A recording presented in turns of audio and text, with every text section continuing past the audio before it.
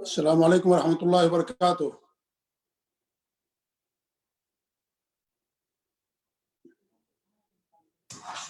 السلام ورحمۃ اللہ وبرکاتہ. خیریت سے شیخ؟ جی الحمدللہ الحمدللہ. ابھی شیخ نہیں آئے ہیں؟ ہاں شیخ نہیں جڑے ہیں شیخ، لیکن ابھی بس 2-3 منٹ باقی ہیں. آپ تعارف شروع کر سکتے ہیں شیخ. بسم اللہ.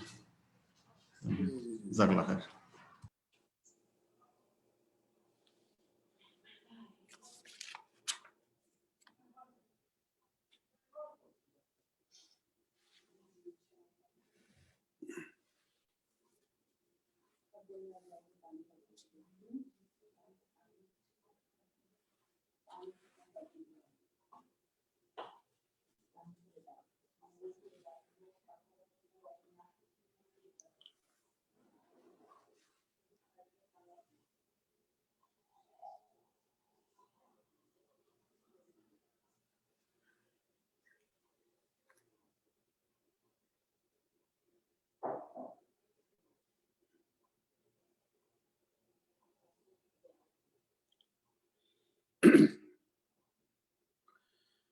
السلام علیکم ورحمۃ اللہ وبرکاتہ. الحمدللہ رب العالمین الرحمن الرحیم مالک یوم الدین واشهد ان لا الہ الا اللہ وحدہ لا شریک لہ واشهد ان محمدا عبدہ ورسولہ بلغ الرسالہ وادى الامانہ ونصح الامہ وترکها علی البیضاء لیلها كنهارها لا يزیغ عنها الا هالک صلوات اللہ وسلامہ علیہ وعلى آلہ وعلى اصحابہ ومن اهتدى بهديه واستنى بسنته الى يوم الدين. اما بعد، قال الله تبارك وتعالى في كتابه المجيد يرفع الله الذين آمنوا منكم والذين اوتوا العلم درجات وقال في موضع آخر وقل رب زدني علما. معزز ناظرین و مشاہدین و مشارکین، ہم سب سے پہلے اللہ رب العالمین کا شکر ادا کرتے ہیں کہ اللہ کے فضل و کرم سے لاک ڈاؤن میں جس پروگرام کی شروعات کی گئی تھی، غالباً وہ جولائی کی 10 تاریخ تھی، کہ یہ تجویز ہمارے متعاونین کی طرف سے آئی کہ کیوں نہ اس لاک ڈاؤن کا فائدہ اٹھاتے ہوئے ہمارے جو علماء ہیں، مشائخ ہیں، ہم ان سے آن لائن استفادہ کریں. الحمدللہ اس تجویز کو عملی جامہ پہنایا گیا اور آج تقریباً 8 مہینہ ہونے کو ہے. الحمدللہ اس 8 مہینے کے دوران کافی بڑے علمی، منہجی اور اس طریقے سے تربیتی پروگرام جبیل دعویٰ سینٹر کے زیر سایہ ہوئے. ہم تمام علماء کے شکر گزار ہیں جنہوں نے اپنا قیمتی ہمیں وقت دیا اور ان دورات کے اندر اور دروس کے اندر شرکت فرمائی. ساتھ ہی ساتھ ہمارے جو متعاونین ہیں ان کی انتھک اور جد و جہد اور کوششوں کی بنا پر اللہ کے فضل کے بعد ہمارے سارے پروگرام کامیابی سے ہمکنار ہوئے. ہم ان کا بھی شکر ادا کرتے ہیں. ساتھ ہی ساتھ اپنے تمام مشارکین اور مشاہدین کے جو اپنا قیمتی وقت نکال کر کے اس طرح کے پروگراموں میں شرکت کرتے ہیں. 8 مہینہ پہلے جس پروگرام کی شروعات کی گئی، آج الحمدللہ ایک نیا دورہ اسی کی ایک کڑی ہے جو آج سے جس کی شروعات ہو رہی ہے. یہ دورہ بڑا اہم ہے اور یہ دورہ حدیث کی مشہور کتاب بلوغ المرام جس کے مؤلف اور جس کے مصنف امام علامہ حافظ ابن حجر رحمۃ اللہ علیہ ہیں، جو 9ویں صدی ہجری کے عالم ہیں. 852 ہجری میں ان کی وفات ہوئی. ان کی بہت ہی مشہور کتاب ہے بلوغ المرام. حافظ ابن حجر رحمۃ اللہ علیہ جہاں قرآن کے حافظ تھے وہیں حدیثوں کے بھی حافظ تھے، اور جب ان کو حافظ کہتے ہیں تو یہ علماء نے ان کو یہ لقب عطا کیا ہے کہ وہ حدیثوں کے رجال کے سند کے حافظ تھے، اس لیے یہ لقب ان کو عطا کیا گیا. بڑے عظیم محدث گزرے ہیں اور ان کی 150 سے زیادہ تصانیف ہیں، اور ان کی اکثر تصانیف حدیث پہ، رجال پہ، تاریخ پہ اور مصطلح الحدیث پر ہے۔ 150 سے زیادہ کتابیں انہوں نے تصنیف کی ہیں، اور ان کی ہر کتاب اپنے موضوع پر مرجع کی حیثیت رکھتی ہے۔ فتح الباری اور اس کا مقدمہ، اور اس طریقے سے تہذیب التہذیب، لسان المیزان، الاصابہ فی تمیز الصحابہ، تقریب التہذیب، الدر الکامنہ، اور نزہۃ الخاطر، اتحاف المہرہ، التلخیص الحبیر، تغلیق التعلیق، تعجیل المنفعہ، القول مسدد فی الذب عن الامام احمد، اور اس طریقے سے سینکڑوں ان کی تصانیف ہیں۔ انہی میں سے ایک انتہائی مشہور کتاب جو ہندوستان کے تمام سلفی اور الحدیث مدارس میں داخل نصاب ہے، جو بلوغ المرام کے نام سے ہم سب لوگ اسے جانتے ہیں۔ اس کتاب کے اندر مصنف رحمۃ اللہ علیہ نے آخر میں کتاب الجامع کے نام سے ادب کے موضوع پر، نیکی اور صلہ رحمی کے موضوع پر، اور زہد اور ورع کے موضوع پر، اور برے اخلاق سے بچنے کے لیے، اور جو مکارم اخلاق ہیں ان کی ترغیب کے لیے، اور ذکر و دعا، یہ تقریباً 6 ابواب ہیں جو انہوں نے کتاب الجامع کے اندر بیان کیا ہے۔ بڑی اہم کتاب ہے یہ، اور اس موضوع سے متعلق شیخ محترم سے ہماری گفتگو ہوئی کہ اس پر ہم دورہ رکھنا چاہتے ہیں۔ ہم شیخ محترم کے شکر گزار ہیں کہ الحمدللہ شیخ نے ہمیں اپنا وقت دیا، اور آج سے اس دورے کا آغاز ہو رہا ہے۔ یہ دورہ انشاءاللہ لگاتار کئی مہینے تک چلے گا، اور ہر جمعہ کو سعودی عرب کے ٹائم کے مطابق عشاء کے بعد 7:45 بجے سے، یا اگر اور تاخیر ہوگی تو 8 بجے سے سعودی عرب کے ٹائم کے مطابق انشاءاللہ اس دورے کی شروعات ہوا کرے گی۔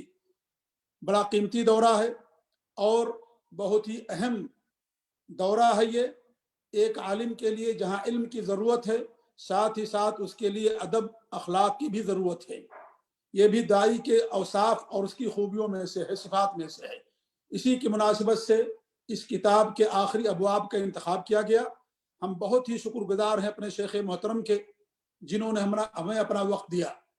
ممکن ہے کہ یہ وقت ہمارے وہ بھائی جو سعودی عرب سے باہر رہتے ہوں ان کے لیے زیادہ مناسب نہ ہو، لیکن میں ان سے یہی کہوں گا کہ ہفتے میں ایک دن یہ دورہ ہوتا ہے، ہفتے میں تقریباً 168 گھنٹے ہوتے ہیں۔ ان 168 گھنٹوں میں صرف آپ کو 1.5 گھنٹہ اس وقت اس دورے کے لیے لگانا ہے، اور اس 1.5 گھنٹے کے اندر آپ کو اتنی قیمتی جواہرات اور قیمتی موتیاں علم ملے گا کہ جس کو پانے کے لیے آپ کو کئی مہینے لگ سکتے ہیں۔ اس لیے اس دورے کی قدر کریں، اس کی قیمت اور اس کی اہمیت کو سمجھیں۔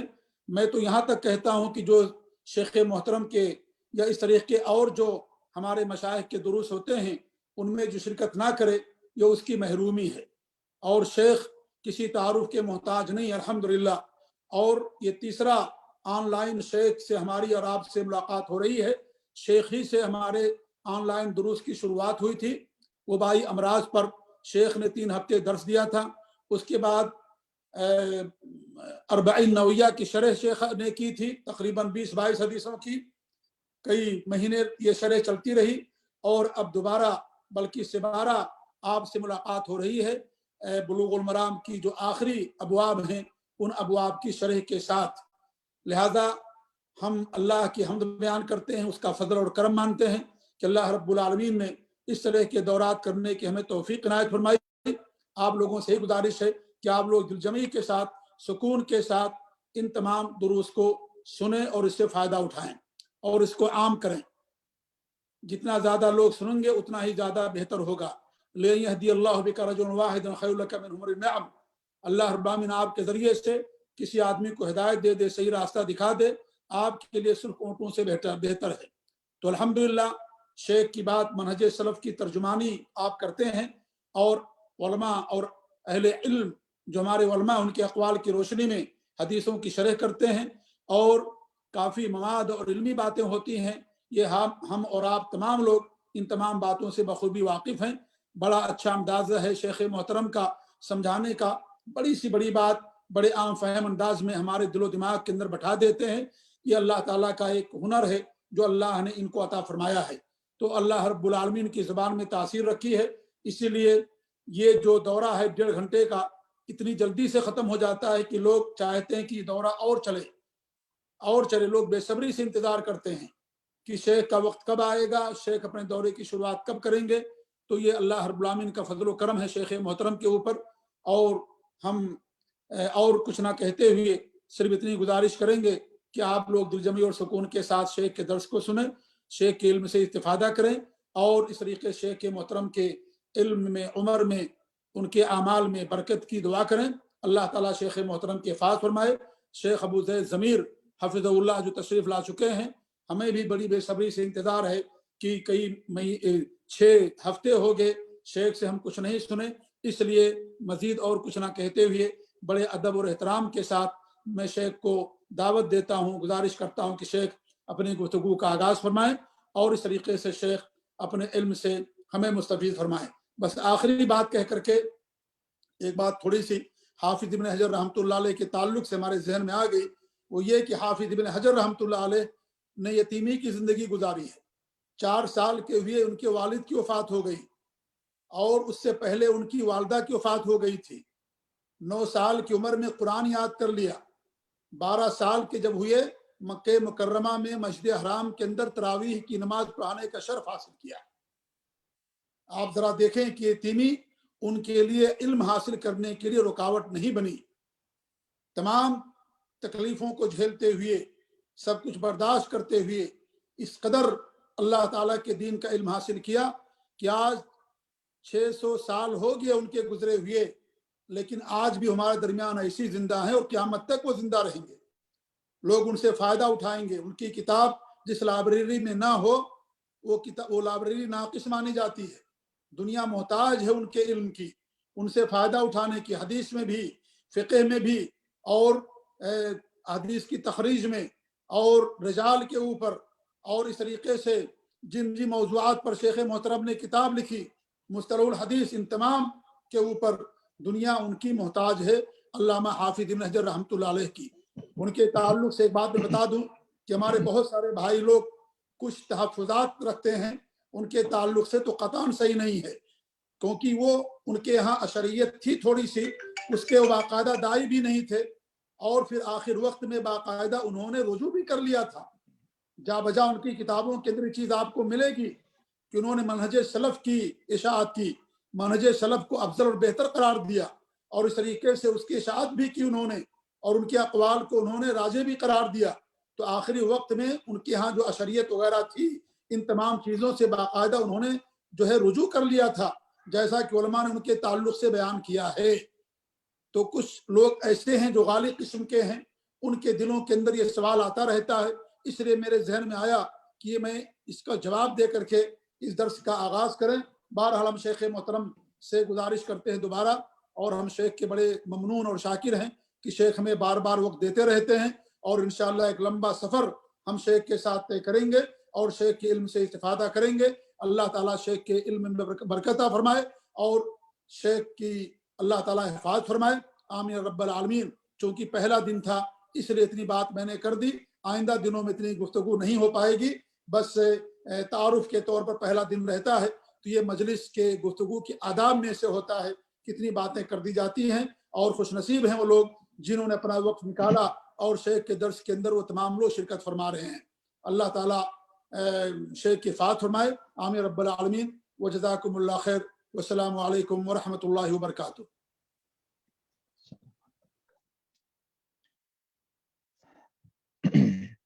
السلام علیکم ورحمۃ اللہ وبرکاتہ۔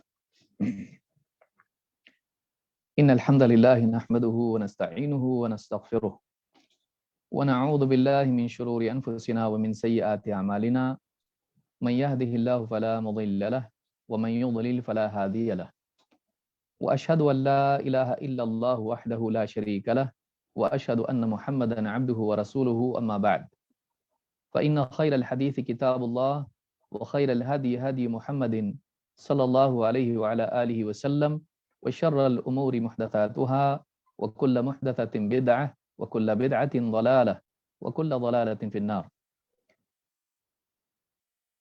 قال النبي صلى الله عليه وسلم: من يرد الله به خيرا يفقه في الدين۔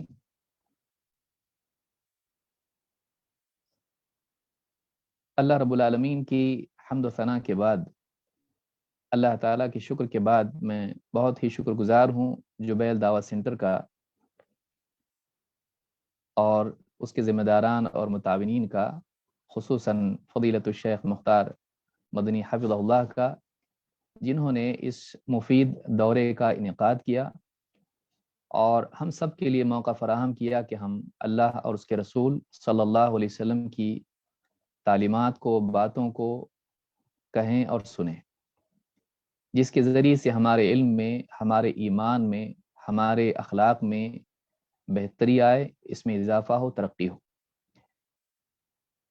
آج سے ایک بہت ہی عمدہ کتاب، جو جیسا کہ شیخ نے بتایا مدارس میں عام طور سے سلفی مدارس میں کتاب پڑھی اور پڑھائی جاتی ہے، اس کتاب کا آخری حصہ جو حافظ ابن حجر رحمہ اللہ نے کتاب الجامع کے نام سے مقرر کیا ہے،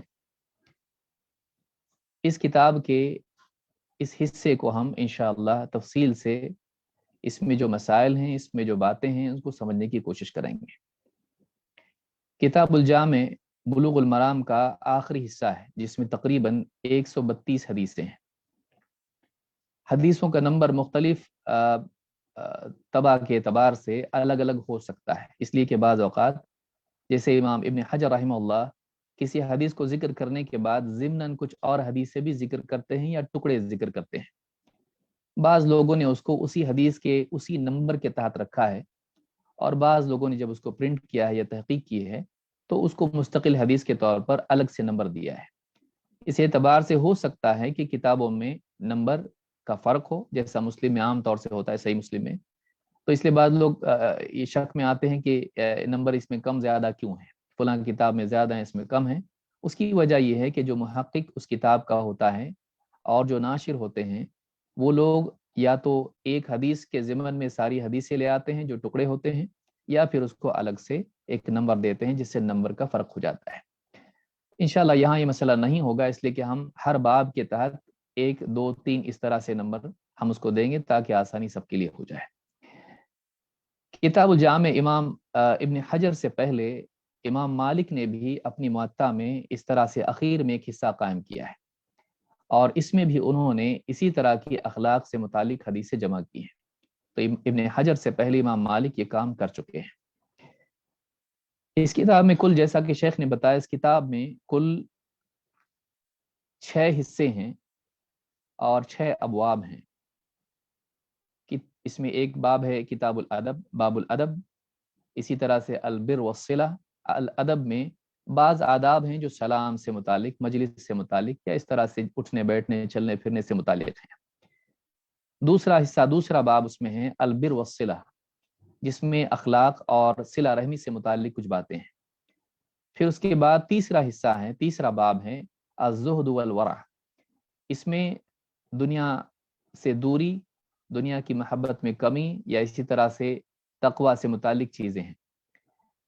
چوتھا باب اس میں ہے الترہیب من مساوئ الاخلاق، برے اخلاق سے بچنے کے تعلق سے ترہیب اس میں ہے، ڈراوا اس میں ہے، اس کی وعید اس میں بیان کی گئی ہے۔ پانچواں حصہ اس میں ہے الترغیب فی مکارم الاخلاق، اعلیٰ اور اونچے اخلاق کی ترغیب۔ تو جو اچھی باتیں ہیں وہ اس میں ذکر کی گئی جو اخلاق سے متعلق ہیں۔ اور چھٹا اور آخری جو حصہ ہے وہ ہے الذکر والدعا، تو اس میں اذکار اور بعض دعاؤں کا ذکر ہے۔ اس اعتبار سے یہ جو حصہ ہے اخلاق اور آداب سے متعلق ہے، اور اخیر میں اس میں اذکار ہیں، اس لیے کہ امام بخاری نے بھی اپنی کتاب کو ذکر ہی پر ختم کیا ہے، ابن حجر نے بھی اس کتاب کو اسی پر ختم کیا ہے، امام البخاری کی اقتدا کرتے ہوئے۔ اور ابن حجر کا خاص تعلق رہا ہے صحیح البخاری سے، جس کے بارے میں علماء نے کہا فتح الباری کے بارے میں کہ لا ہجرت بعد الفتح، حدیث میں جیسے اللہ کے نبی صلی اللہ علیہ وسلم نے فرمایا کہ فتح مکہ کے بعد ہجرت نہیں، تو اس طرح سے فتح الباری کے بعد اب ضرورت نہیں رہی صحیح بخاری کی ایسی شرح کرنے کی ہے۔ اگرچہ بعض علماء نے کیا بھی ہے، بہت سے علماء نے کیا ہے، لیکن اس کے باوجود کہا گیا کہ یہ گویا کہ آخری حرف آخر ہے صحیح بخاری کے تعلق سے۔ اور جس طرح سے ابن حجر رحمہ اللہ نے فتح الباری میں بخاری کی شرح کی ہے، اور روات کے اعتبار سے، ابواب کی احادیث سے مناسبت کے اعتبار سے، یا اسی طرح سے احادیث کی شرح کے اعتبار سے، اس کی شان نزول اور اس کے طرق کے جمع کرنے کے اعتبار سے، یا اسی طرح سے دوسری کتابوں میں اس کی زیادات سے متعلق، یہ کام دوسری کتابوں میں دیکھنے میں ویسا نہیں آتا ہے جیسے فتح الباری میں ہے۔ اور بعد والوں نے جو بھی کام کیا ہے کہیں نہ کہیں فتح الباری سے انہوں نے استفادہ کیا ہے۔ تو اس کتاب میں، کتاب الجامع میں، یہ 6 حصے ہیں جن کو ہم انشاءاللہ نہ بہت زیادہ تفصیل سے نہ بہت زیادہ اختصار سے دیکھنے کی کوشش کریں گے۔ ابن حجر رحمہ اللہ کا تعارف اس کی ضرورت نہیں، شیخ نے بھی بہت ساری باتیں بتا دی ہیں۔ ان کی یعنی ان کا نام احمد ابن حجر الاسقلانی ہے۔ الاسقلان یہ نسبت ہے ایک علاقے کی طرف جو فلسطین میں ہے، ان کے آبا و اجداد اسی علاقے سے تھے، لہٰذا ان کی نسبت اس طرف ہے۔ ابن حجر رحمہ اللہ مصر کے رہنے والے تھے، ان کی پیدائش مصر ہی میں ہوئی، اور پیدائش 773 ہجری کی ہے اور وفات 852 ہجری کی ہے۔ تو ابو الفضل شہاب الدین احمد ابن حجر الاسقلانی، یہ اس طرح سے ان کو یاد کیا جاتا ہے۔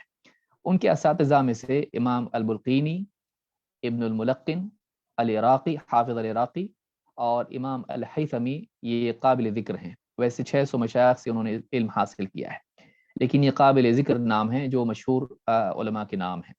تلامذہ میں سے ان کے البقائی جو نظم الدرر ان کی مشہور تفسیر ہے، اور اسی طرح سے علامہ سخاوی ہیں جو حدیث کے میدان میں کافی معروف ہیں، تو یہ ان کے تلامذہ میں سے مشہور شاگردوں میں سے ہیں۔ ان کی کتابوں کے بارے میں جیسا کہ شیخ نے بتلا دیا ہے، میں اس کی تکرار نہیں کرنا چاہتا۔ بہت ساری کتابیں ہیں جو عام طور سے حدیث کی شروحات، حدیث کی تخریج اور حدیث کے رجال کے تعلق سے یہ کتابیں ان کی ہیں، اور ان کی خدمت اسی میدان کی ہے۔ ان کے بارے میں معروف ہے کہ جب انہوں نے زمزم پیا تو اس وقت میں نیت کی تھی حافظے کی، اور بعض علماء نے کہا ہے کہ امام الذہبی کی طرح حافظے کی انہوں نے دعا یا نیت کی تھی۔ اور زمزم کے بارے میں معروف ہے، حدیث میں اللہ کے نبی صلی اللہ علیہ وسلم نے فرمایا ماء زمزم لما شرب لہ، زمزم جس مقصد سے پیا جائے، جس غرض سے پیا جائے، وہ غرض پوری ہوتی ہے، یعنی اسی کے لیے اس کا فائدہ دیتا ہے۔ اور ہم جانتے ہیں کہ حافظ ابن حجر کا حافظہ یہ بالکل معروف ہے، علماء میں حافظ ان کو کہا جاتا ہے۔ اور صرف اتنا ہی نہیں بلکہ ان کی محنت بھی اپنی جگہ ہے جو انہوں نے حدیث کے تعلق سے اس میدان میں کی۔ بہرحال اس مختصر سے تعارف کے بعد ہم اصل کتاب کی طرف اور اصل شرح کی طرف ہم آتے ہیں۔ یہ جو حصہ ہے کتاب الجامع، اس میں جیسا کہ ہم نے دیکھا 6 حصے ہیں۔ آج سے ہم اس پہلے باب یا پہلے حصے کی شرح کے دیکھیں گے، اور ایک ایک حدیث کر کے انشاءاللہ ہم اس میں دیکھیں گے۔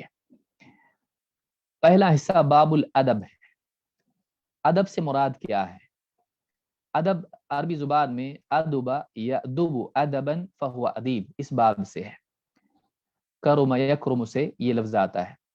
ابن حجر رحمہ اللہ فتح الباری میں ادب کے لفظ کو سمجھاتے ہوئے کہتے ہیں والادب استعمال ما يحمد قولا وفعلا، ادب کہتے ہیں ایسے اقوال اور افعال کو اپنے عمل میں لانے کو جن کی تعریف کی جائے، جو قابل تعریف ہوں۔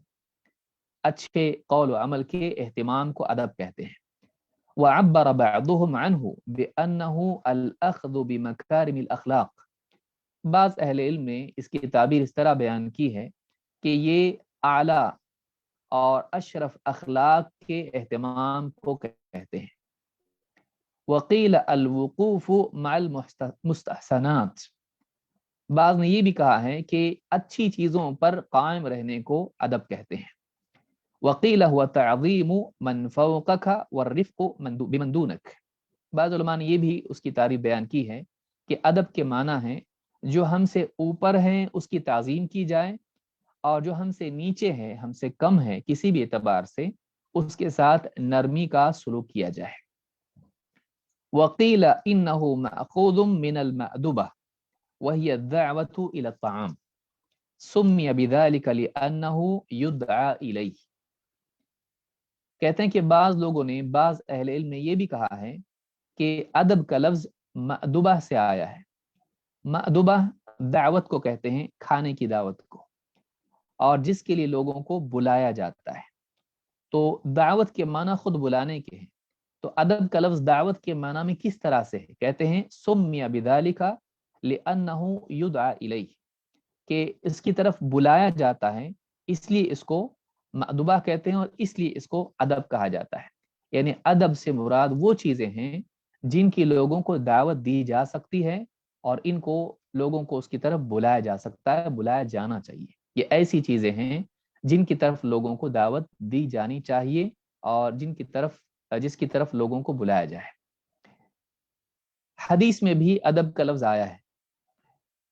اللہ کے نبی صلی اللہ علیہ وسلم فرماتے ہیں ایما رجل کانت عنده ولیدۃ، جو بھی شخص اس کے پاس کوئی باندی تھی، فعلمها فاحسن تعلیمها، تو اس نے اس باندی کو اچھی تعلیم دی، وادبها فاحسن تادیبها، اور اس کو بہترین ادب سکھایا، ثم اعتقها، پھر اس کو آزاد کیا، وتزوجها، اور اس سے نکاح کیا، فلہ اجران، تو اس کے لیے 2 اجر ہیں۔ اس حدیث میں اللہ کے نبی صلی اللہ علیہ وسلم نے تعلیم اور تأدیب 2 الگ الگ چیزیں بیان کی ہیں، علم اور ادب 2 چیزیں بیان کی ہیں۔ اس سے معلوم ہوا کہ ادب علم کے ساتھ ضروری ہے، صرف علم کافی نہیں ہے، بلکہ انسان کی زندگی میں ادب بھی ہونا چاہیے، اور ادب سے مراد وہی اخلاق ہیں، وہی اعمال ہیں جو ایک انسان کو بہتر بناتے ہیں اور اللہ سے قریب اور بندوں سے بھی قریب کرتے ہیں۔ تو اسی طرح سے اور ایک حدیث اس سلسلے میں ابن عمر کا قول اس میں ہے، انہوں نے ایک آدمی کو نصیحت کرتے ہوئے کہا ادب ابنک، اپنے بیٹے کو ادب سکھا، فإنک مسئول عن ولدک ماذا ادبته وماذا علمته۔ امام البیہقی نے شعب الایمان میں اس روایت کو نقل کیا ہے اور اس کی سند جید ہے۔ کہتے ہیں ابن عمر رضی اللہ عنہ فرماتے ہیں کہ اپنے بیٹے کو ادب سکھا، اس لیے کہ تجھ سے پوچھا جائے گا تیری اولاد کے بارے میں کہ تو نے اس کو کیا ادب سکھایا اور اس کو کیا تعلیم دی۔ یہاں بھی آپ دیکھیں گے کہ ابن عمر رضی اللہ تعالیٰ عنہ نے ادب اور علم 2 چیزیں بیان کی ہیں۔ اس سے معلوم ہوتا ہے کہ انسان کے لیے صرف معلومات کافی نہیں ہے، بلکہ اس معلومات کے مطابق اپنے اخلاق کو بنانا بھی ضروری ہے، اپنے اندر ان اوصاف کو پیدا کرنا جن سے ایک انسان بہتر زندگی گزارتا ہے، اچھے اخلاق والی زندگی گزارتا ہے، یہ علم کے ساتھ ضروری ہے۔ بعض اوقات معلومات انسان کے پاس آ جاتی ہے لیکن وہ اخلاق نہیں آتے ہیں جو علماء سے، عوام سے، اپنے سے بڑوں سے، اپنے سے چھوٹوں سے اس کو نبھانا ہے، وہ اخلاق اس کے اندر نہیں آتے ہیں۔ ایسا انسان علم کے باوجود جاہل رہتا ہے۔ لہٰذا علم حاصل کرنے والے کے لیے ضروری ہے کہ وہ شرعی آداب، اسلامی آداب کا لحاظ رکھے۔ اللہ کے نبی صلی اللہ علیہ وسلم نے ایک حدیث میں فرمایا علق الصوت حیث یراہ اہل البیت فإنہ ادب لہم۔ امام الطبرانی نے الکبیر میں اس کو روایت کیا ہے، صحیح الجامع الصغیر حدیث نمبر 4022، حدیث حسن ہے۔ آپ فرماتے ہیں علق الصوت، چابک، کوڑا یا ڈنڈا جس کو ہم کہیں، لاٹھی، جو بھی ہو سکتا ہے جو سزا کے لیے استعمال ہوتا ہے، تو چابک کو یا ہنٹر کو لٹکائے رکھو، علق الصوت حیث یراہ اہل البیت، ایسی جگہ رکھو جہاں سے سارے گھر والوں کو دکھائی دے۔ کیوں؟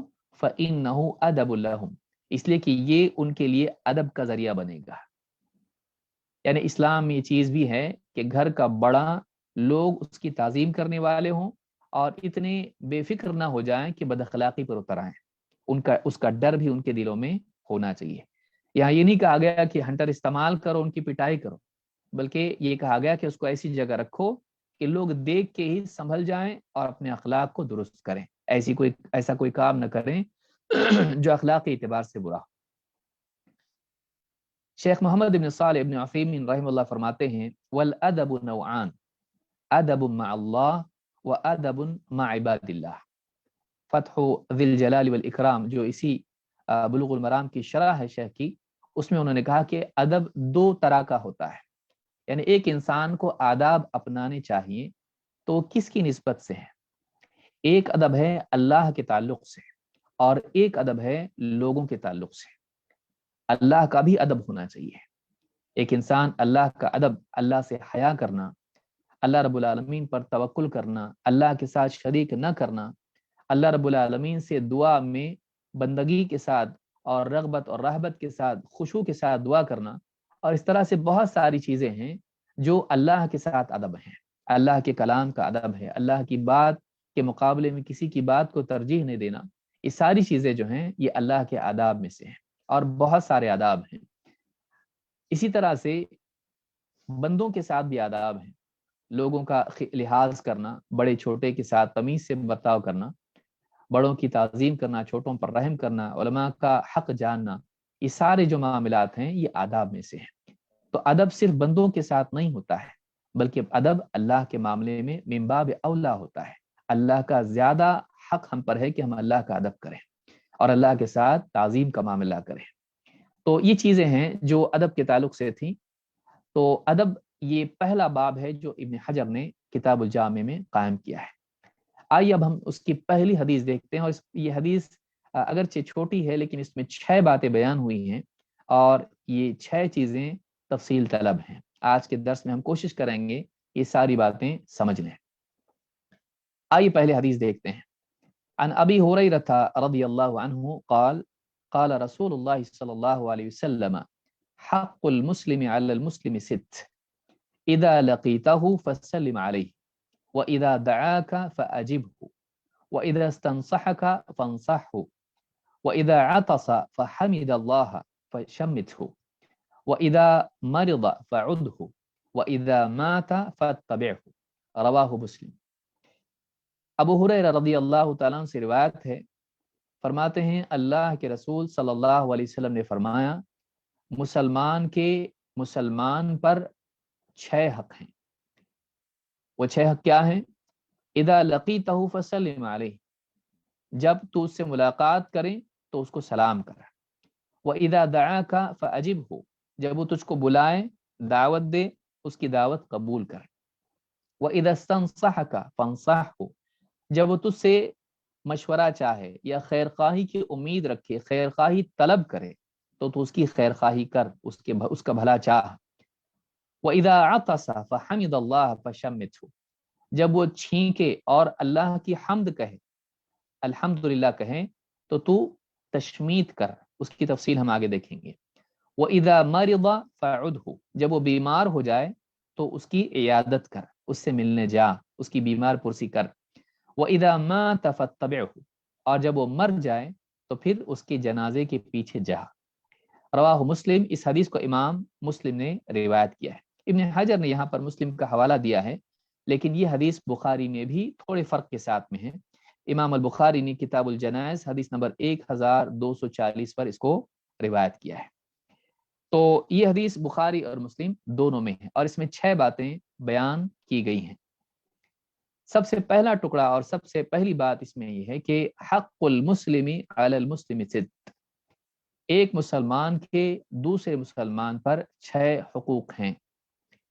یہاں سوال یہ ہے کہ کیا مسلمان کے مسلمان پر صرف 6 حق ہیں؟ کیا یہ بطور تحدید بیان کیا گیا ہے، یا سارے حقوق میں سے یہاں اہمیت کے پیش نظر 6 حقوق بیان کیے گئے ہیں؟ شیخ محمد بن صالح بن عثیمین رحمہ اللہ فرماتے ہیں، قولہ حق المسلم علی المسلم 6، اللہ کے نبی صلی اللہ علیہ وسلم کا یہاں پر فرمانا کہ مسلمان کے مسلمان پر 6 حقوق ہیں، ھذا لا یعنی الحصر، یہاں مراد حصر نہیں ہے، یہ نہیں کہ 6 ہی حقوق ہیں، بل ہونا کا حقوق اخرى، بلکہ مسلمان کے مسلمان پر اس سے زیادہ حق ہیں۔ اس میں ایک دیکھا جائے تو سلام کا جواب دینا بھی ایک حق ہے۔ یہاں پر سلام کرنے کا ذکر ہے، لیکن بعض روایات میں دوسری ایک روایت ہے جس میں آیا ہے کہ جب وہ سلام کرے تو اس کا جواب دے، تو یہ زیادہ حق ہوا، اور اس کے علاوہ بہت سارے اور بھی حق ہیں۔ تو ایک بات تو یہ معلوم ہوئی کہ یہاں پر 6 بطور تمثیل ہیں، مثال کے طور پر بیان کیے گئے ہیں، بطور تحدید نہیں ہے۔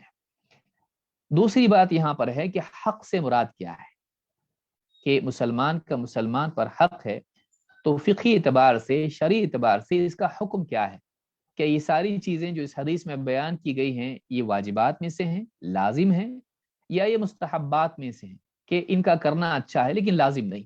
یہ بھی دیکھنا ضروری ہے تاکہ کہیں ایسا نہ ہو کہ ان باتوں کو جاننے کے بعد ان کا اہتمام نہ کرنے کی وجہ سے ہم گناہ گار ہو جائیں۔ جیسے نماز، 5 وقت کی نماز فرض ہے، اگر آدمی نہیں پڑھتا ہے تو आदमी गुनाहगार होगा, कबीरा गुनाह का मुर्तकिब होगा और बाज़ उलमा के मुताबिक काफिर भी हो जाता है। लेकिन तहज्जुद की नमाज अगर नहीं पढ़ता है तो गुनाहगार नहीं होता है, पढ़ता है तो सवाब मिलता है। तो नमाज ही है, एक नमाज फर्ज है लेकिन दूसरी फर्ज नहीं। तो इन 6 चीजों का हुक्म क्या है? क्या ये लाजिम है या लाजिम नहीं है? बस इनकी फजीलत है या ये ऐसी चीजें हैं जिनका न करना गुनाहगार बनाता है? आइए इसको भी देख लेते हैं। अल्लामा सनानी कहते हैं सुबुल सलाम में, जो बुलुगुल मराम की शरह है, वल मुराद बिल हक़्क़ि मा ला यंबगी तर्कुहु, कहते हैं हक से मुराद वो चीजें हैं जिनका छोड़ना किसी भी एतबार से मुनासिब नहीं है। वयकूनु फ़िअलुहु इम्मा वाजिबन औ मंदूबन नदबन मुअक्कदा, कहते हैं कि ये जो चीजें हैं या तो ये ऐसी हैं कि ये वाजिब हैं या फिर ऐसी हैं कि इनका करना मंदूब है, मुस्तहब है, लेकिन ऐसा मुस्तहब जिसका एहतमाम बहुत ज्यादा करना चाहिए, इसकी अहमियत बहुत ज्यादा है। यूं ही कोई नफल चीज नहीं है बल्कि ताकीद इसकी है। शबीहम बिल वाजिब अल्लज़ी ला यंबगी तर्कुहु, कहते ये ऐसा है, ऐसा मुस्तहब है गोया कि वाजिब, वाजिब के मुशाबा हो जिसको छोड़ना मुनासिब नहीं है। सुबुल सलाम में ये बात अल्लामा सनानी ने कही है। वाजिब का लफ्ज अरबी जुबान में या कुरान और सुन्नत में आम तौर से हक का जो लफ्ज है ये वाजिब के लिए आता है। अगर कोई करीन सारिफा हो, कोई ऐसी दलील हो जो वाजिब से उसको हटाती हो तब तो ठीक, वरना आम तौर से जहां भी हक का लफ्ज आए उससे मुराद वाजिब होता है।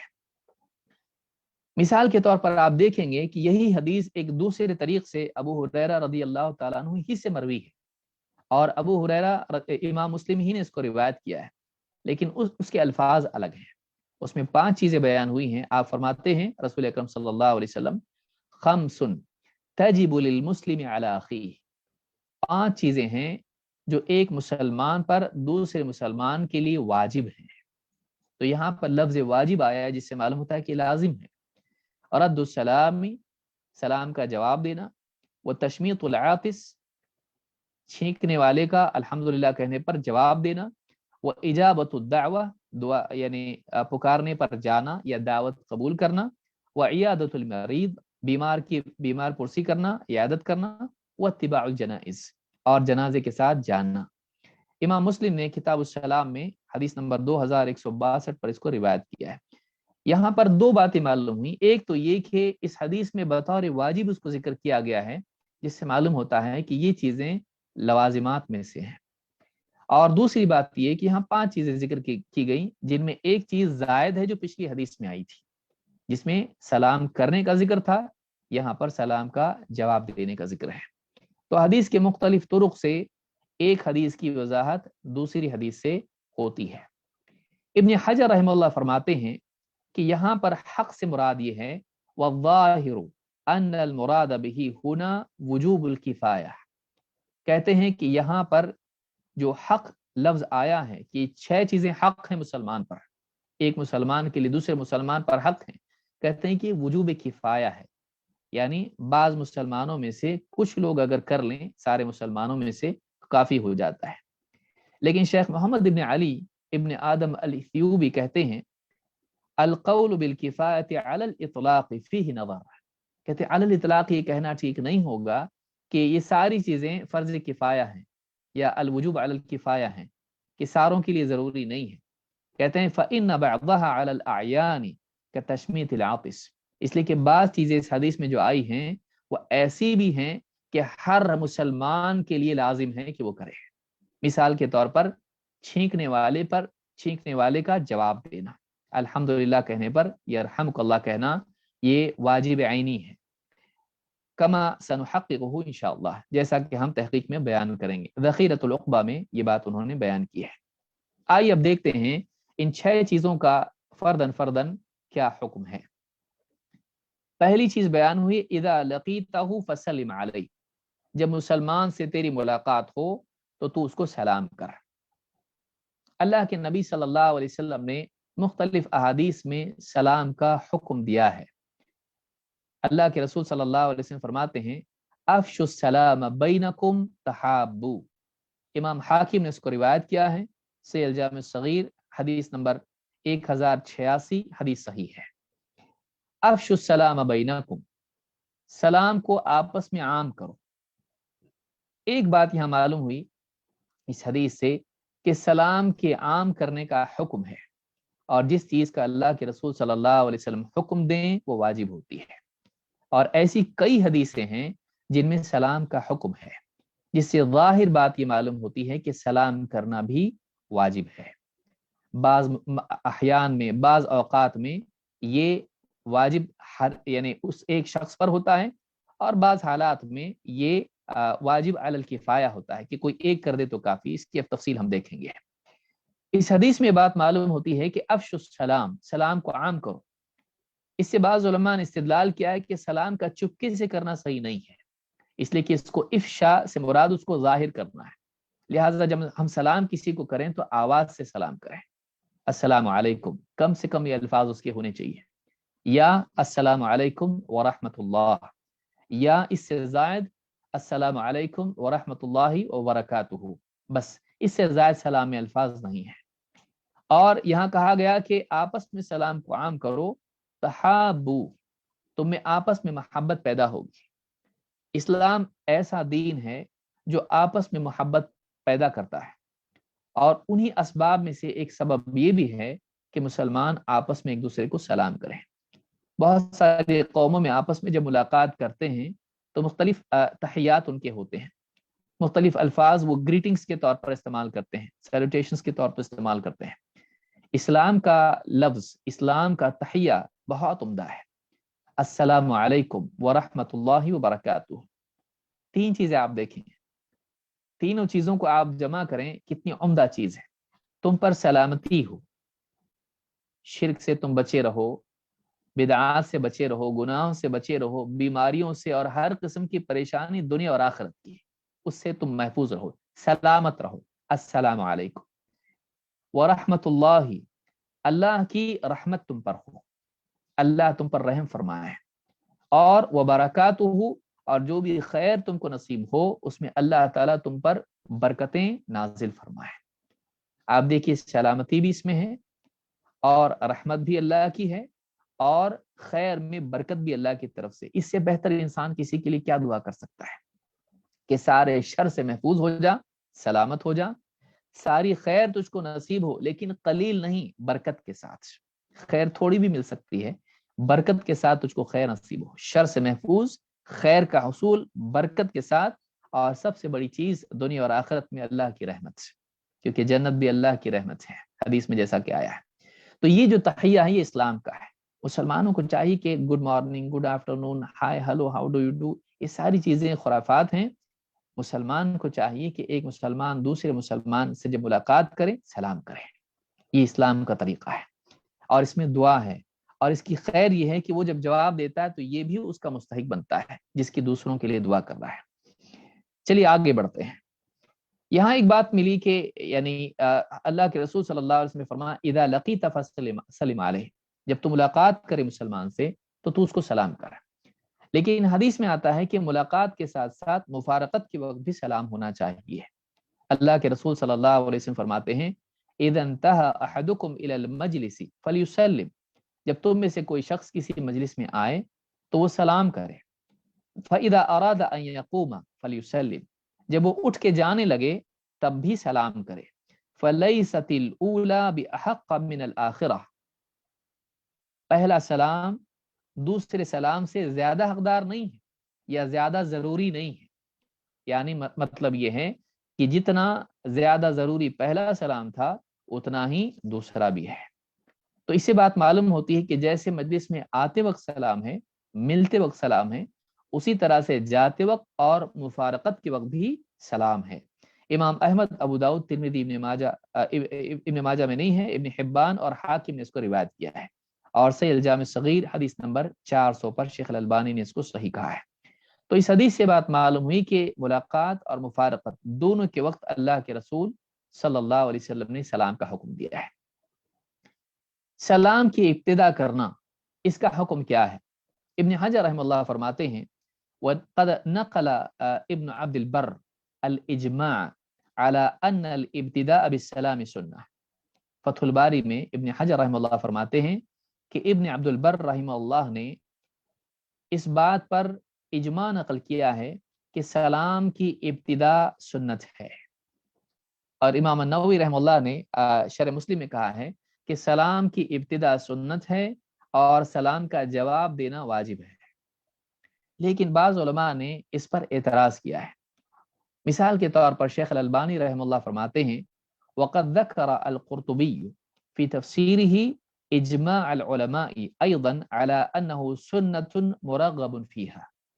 کہتے ہیں کہ امام القرطبی رحمہ اللہ نے اس بات پر اجماع نقل کیا ہے علماء کا کہ سلام کرنا ایک ایسی چیز ہے جو سنت ہے، جس کی ترغیب ہے اور اس میں رغبت دلائی گئی ہے، یا یہ مرغوب چیز ہے۔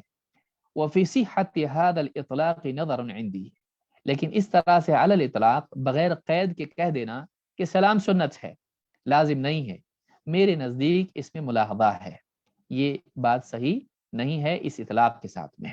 صحیح الادب المفرد میں شیخ الالبانی نے یہ بات کہی ہے۔ شیخ بن باز رحمہ اللہ سے پوچھا گیا ما الصارف عن الوجوب فی ابتداء السلام لقوله صلی اللہ علیہ وسلم اذا لقیتہ فسلم علیہ۔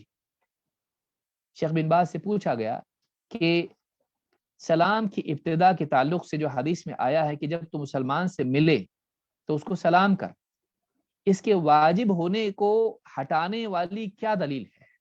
کیونکہ اللہ کے رسول صلی اللہ علیہ وسلم جب کوئی حکم دیتے ہیں تو لازم ہو جاتا ہے، تو یہ بات لازم نہیں ہے کہ آدمی سلام کرے، سلام لازم نہیں ہے، واجب نہیں ہے، اس کو وجوب سے ہٹانے والی کون سی دلیل ہے؟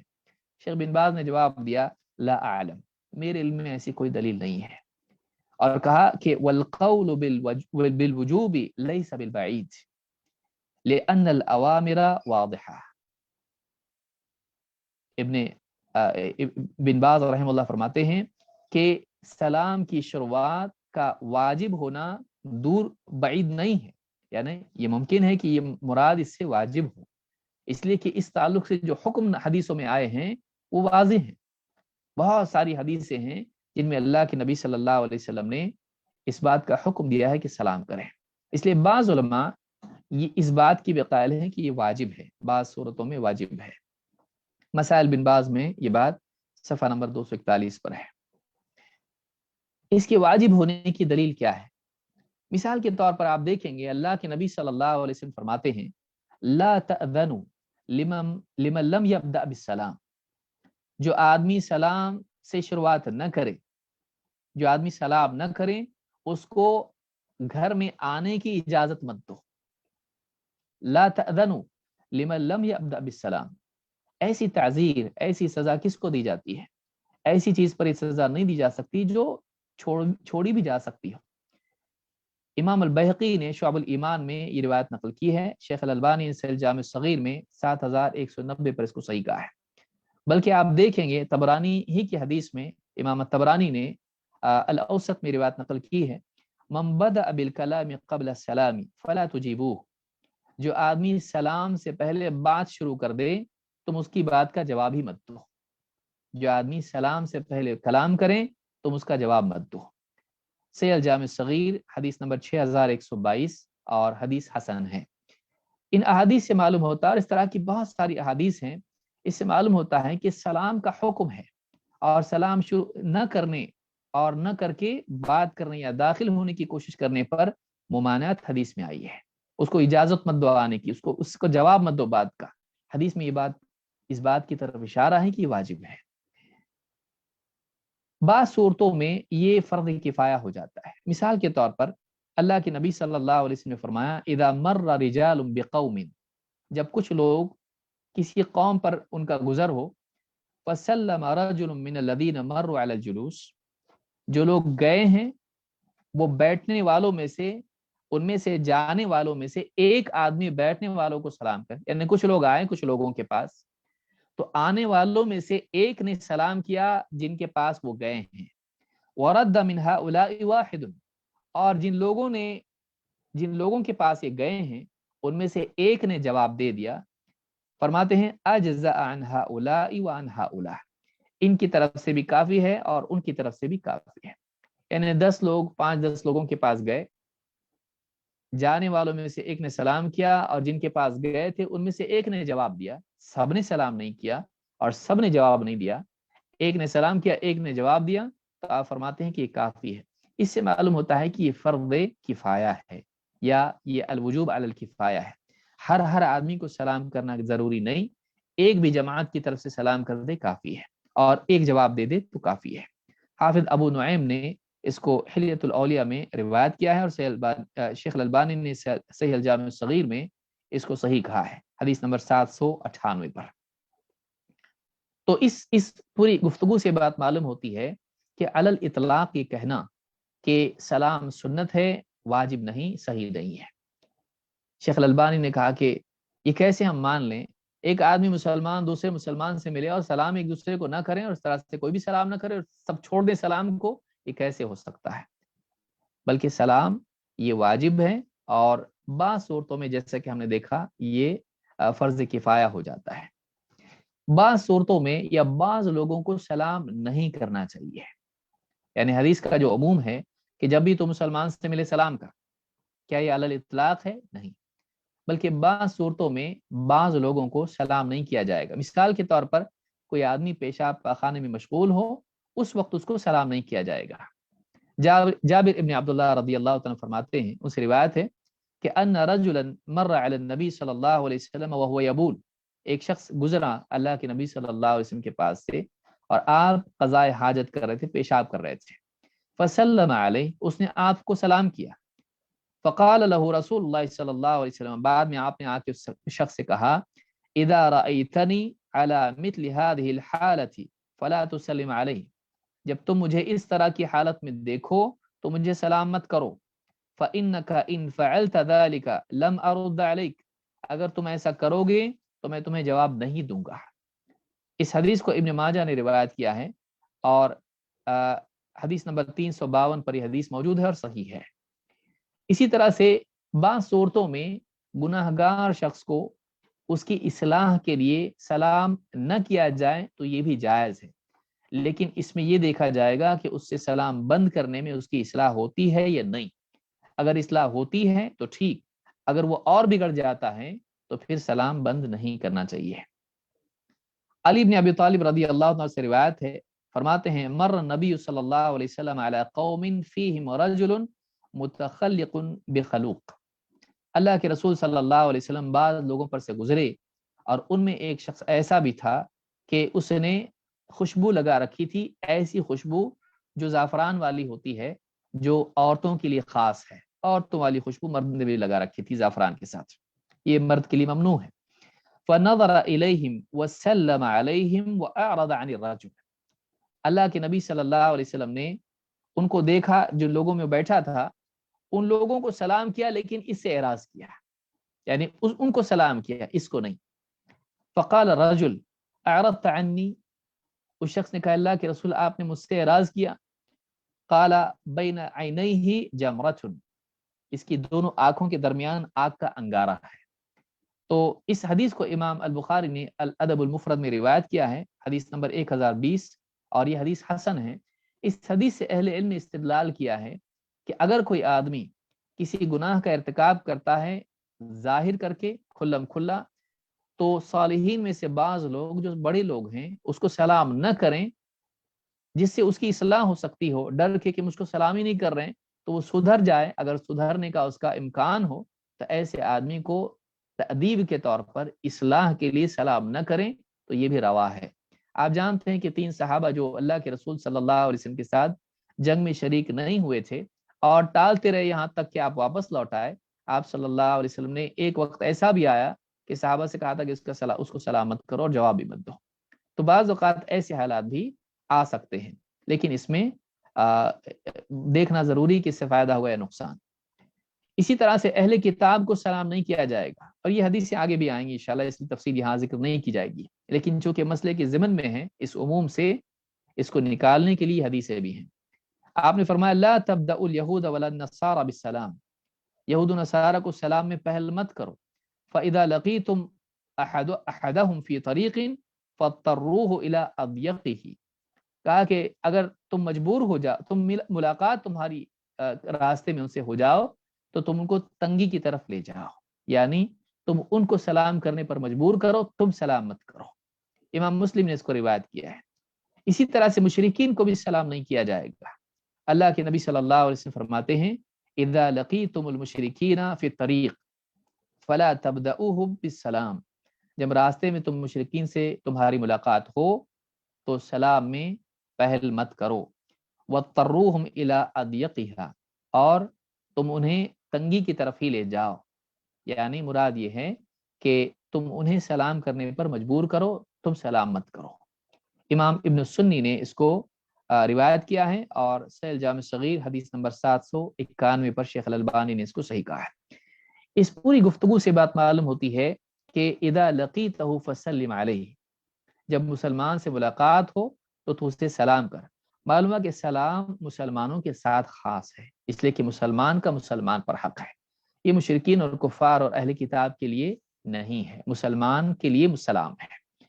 مزید یہ کہ اس حدیث سے بات معلوم ہوتی ہے کہ سلام کرنا یہ واجب ہے، اور بعض حالات میں یہ واجب کفایہ ہوتا ہے، فرض کفایہ ہوتا ہے، لیکن یہ کہنا کہ یہ سنت ہے یہ مناسب نہیں ہے۔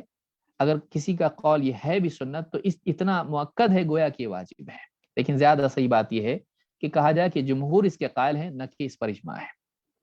دوسری بات جو حدیث میں آئی ہے، دوسرا حق مسلمان کا مسلمان پر کیا ہے، وَإِذَا دَعَاكَ فَأَجِبْهُ، جب ایک مسلمان تجھ کو بلائیں، پکاریں تو تو اس کی پکار پر جا، یا جب وہ تجھے دعوت دے کھانے کی تو تو اس کے کھانے کی دعوت میں جا۔ دونوں معنی اس سے مراد لیے جا سکتے ہیں۔ اذا دعاک میں تجھ کو جب بلائیں تو تو جا، یعنی مدد کے لیے بلائے۔ ایک مسلمان گر گیا اور آپ کو بلا رہا ہے، مجھ کو اٹھانے کے لیے آؤ، میری مدد کے لیے آؤ، یا کوئی مظلوم ہے وہ پکار رہا ہے مدد کے لیے، تو یہ بھی دعوت میں آتا ہے، یہ بلانا ہوتا ہے، پکار ہوتی ہے۔ عربی زبان میں دعا کے معنی پکارنے کے ہوتے ہیں۔ تو انی دعوت قومی لیلا ونہارا، میں نے اپنی قوم کو پکار کے دعوت دی، یا اللہ سے ہم دعا کرتے ہیں، اللہ کو پکارتے ہیں، تو پکار کے لیے دعا کا لفظ آتا ہے۔ تو جب مسلمان تجھے پکارے اور تجھے بلائیں تو تو اس کی پکار پر جا، اس کی دعوت قبول کر۔ دونوں معنی یہاں مراد ہے۔ سوال یہاں پر یہ ہے کہ مسلمان کی دعوت قبول کرنا واجب ہے یا نہیں؟ یہاں پر یہ بھی جو چیز ہے، حق ہے مسلمان کا مسلمان پر۔ آئیے اس کی تفصیل دیکھتے ہیں۔ دعوت میں دو طرح کی دعوت میں علماء نے فرق کیا ہے۔ ایک دعوت عام ہے، کبھی بھی دعوت دے دی آئیے کھانے کے لیے، وہ دعوت کیا یہ بھی واجب ہے؟ یا دعوت خاص طور سے ولیمہ کی دعوت ہے۔ عام طور سے علماء اس کے قائل ہیں کہ ولیمہ کی دعوت تو واجب ہے ہی، اس میں کوئی خلاف نہیں ہے، اس سے صاف صریح حدیث سے اس بارے میں موجود ہے۔ کیا عام دعوتیں بھی واجب ہیں؟ آئیے اس کو ہم دیکھتے ہیں اس حدیث کے تحت۔ اللہ کے نبی صلی اللہ علیہ وسلم نے ولیمہ کی دعوت کے سلسلے میں فرمایا بئس الطعام طعام الولیمہ، بڑا برا کھانا ہے وہ جو ولیمہ کا کھانا ہے۔ کون سا ولیمہ؟ یدعا الیہ الاغنیاء ویترک المساکین، ایسے ولیمے کی دعوت جس میں صرف مالداروں کو دعوت دی جائے اور جس میں مساکین، غربا و فقراء کو چھوڑ دیا جائے، یعنی ان کو نہ بلایا جائے، صرف امیر لوگوں کو بلا لیا، غریبوں کو نہیں بلایا۔ برا ولیمہ ہے وہ، بری دعوت ہے ولیمے کی۔ پھر آپ نے فرمایا فمن لم یأت الدعوۃ فقد عصى اللہ ورسولہ، اور جو اس دعوت کو قبول نہ کرے، ولیمے کی دعوت میں نہ جائیں، اس نے اللہ اور اس کے رسول کی نافرمانی کی ہے۔ اس حدیث میں صراحت کے ساتھ اللہ کے رسول صلی اللہ علیہ وسلم نے ولیمے کی دعوت کے بارے میں کہا کہ جس آدمی نے ولیمے کی دعوت قبول نہ کی، اس نے اللہ اور اس کے رسول کی نافرمانی کی۔ اس سے معلوم ہوتا ہے کہ دعوت میں نہ جانا گناہ ہے، اور اس سے معلوم ہوتا ہے کہ یہ واجب ہے۔ تو ایک بات تو یہ معلوم ہوئی کہ ولیمہ، دعوت ولیمہ واجب ہے۔ امام البخاری نے کتاب النکاح حدیث نمبر 5177 اور امام مسلم نے کتاب النکاح میں 1432 پر اس کو روایت کیا، الفاظ مسلم کے ہیں۔ یہاں ایک سوال ہی پیدا ہوتا ہے کہ کیا ولیمے کے علاوہ دعوت بھی قبول کرنا واجب ہے یا نہیں؟ ایک حدیث جس کو امام مسلم نے روایت کیا ہے، ابن عمر رضی اللہ تعالیٰ عنہ اس کے راوی ہیں، اس میں ولیمہ کے علاوہ دعوت کا بھی ذکر ملتا ہے. مثلا اللہ کے رسول صلی اللہ علیہ وسلم فرماتے ہیں من دعی الی عرس او نحوہ فلیجب، جس کو ولیمے کی دعوت دی جائے یا اسی طرح کی کوئی دعوت دی جائے تو اسے چاہیے کہ اس دعوت کو قبول کرے. امام مسلم نے اس کو کتاب النکاح میں حدیث نمبر 1429 پر ذکر کیا ہے. اس حدیث سے بات معلوم ہوتی ہے کہ ولیمے کا ذکر تو اس میں ہے ہی، لیکن اس کے علاوہ اس قسم کی اس طرح کی دعوتیں او نحوی کا ذکر یہاں پر بتاتا ہے کہ اور بھی دعوت اگر کوئی ہو تو اس سے بھی اس کو بھی قبول کرنا، اس کا حکم اللہ کے رسول صلی اللہ علیہ وسلم نے دیا ہے. اس حدیث کے راوی کون ہیں؟ اس حدیث کے راوی ابن عمر رضی اللہ تعالیٰ عنہما ہے. اور ایک عام قاعدہ اہل علم کے نزدیک ہے کہ راوی اپنی حدیث کو دوسروں سے زیادہ جانتا ہے، راوی اپنی حدیث کو زیادہ سمجھتا ہے. ایک حدیث میں یہ الفاظ ہیں وَكَانَ عَبْدُ اللَّهِ ابن عمر يَأْتِي الدَّعْوَةَ فِي الْعُرْسِ وَغَيْرِ الْعُرْسِ وَيَأْتِيهَا وَهُوَ صَائِمٌ. امام مسلم نے کتاب النکاح میں اس کو روایت کیا ہے، حدیث نمبر 1429. راوی کہتے ہیں کہ عبداللہ ابن عمر رضی اللہ تعالیٰ عنہما جو اس حدیث کے راوی ہیں وہ دعوت میں ضرور جاتے، چاہے وہ ولیمے کی دعوت ہو یا ولیمے کے علاوہ کوئی دعوت ہو، اور اگر وہ روزہ ہوں تو بھی جاتے تھے، روزے دار ہوں تو بھی دعوت میں جاتے تھے. کھاتے نہیں تھے لیکن دعوت میں جاتے تھے کیونکہ اس نے بلایا ہے تو یہ گیا، اور دعوت قبول کی لیکن کھایا نہیں، عذر کر دیا کیونکہ میں روزہ ہوں. تو یہاں پر یہ بات معلوم ہوتی ہے کہ ابن عمر رضی اللہ تعالیٰ عنہ نے اس حدیث سے سمجھا کہ چاہے ولیمہ ہو یا غیر ولیمہ ہو دعوت میں جانا چاہیے، چاہے روزے دار آدمی ہو. بلکہ صراحت کے ساتھ ایک اور روایت ہے جس کو امام البیہقی نے روایت کیا، اور اس کی سند کو ابن حجر رحمہ اللہ نے فتح الباری میں صحیح کہا ہے. بیہقی میں حدیث نمبر 14542 پر یہ حدیث ہے. مجاہد رحمہ اللہ کہتے ہیں ان ابن عمر رضی اللہ عنہما دعی یوما الی طعام، عبداللہ ابن عمر رضی اللہ تعالیٰ عنہما کو ایک دن ایک کھانے کی دعوت دی گئی. فقال رجل من القوم اما انا فاعفنی من هذا، لوگ جو بیٹھے ہوئے تھے جن کو دعوت دی گئی تھی جن میں ابن عمر بھی تھے، ایک شخص نے کہا مجھ کو معاف رکھیں بھائی، میں تو نہیں آ پاؤں گا. ایک شخص نے کہا کہ مجھ کو چھوڑ دیں. فقال له ابن عمر رضی اللہ عنہما، اس شخص سے عبداللہ ابن عمر رضی اللہ تعالیٰ عنہ نے کہا لا عافیت لک، لا عافیت لک من هذا فقم. فقام.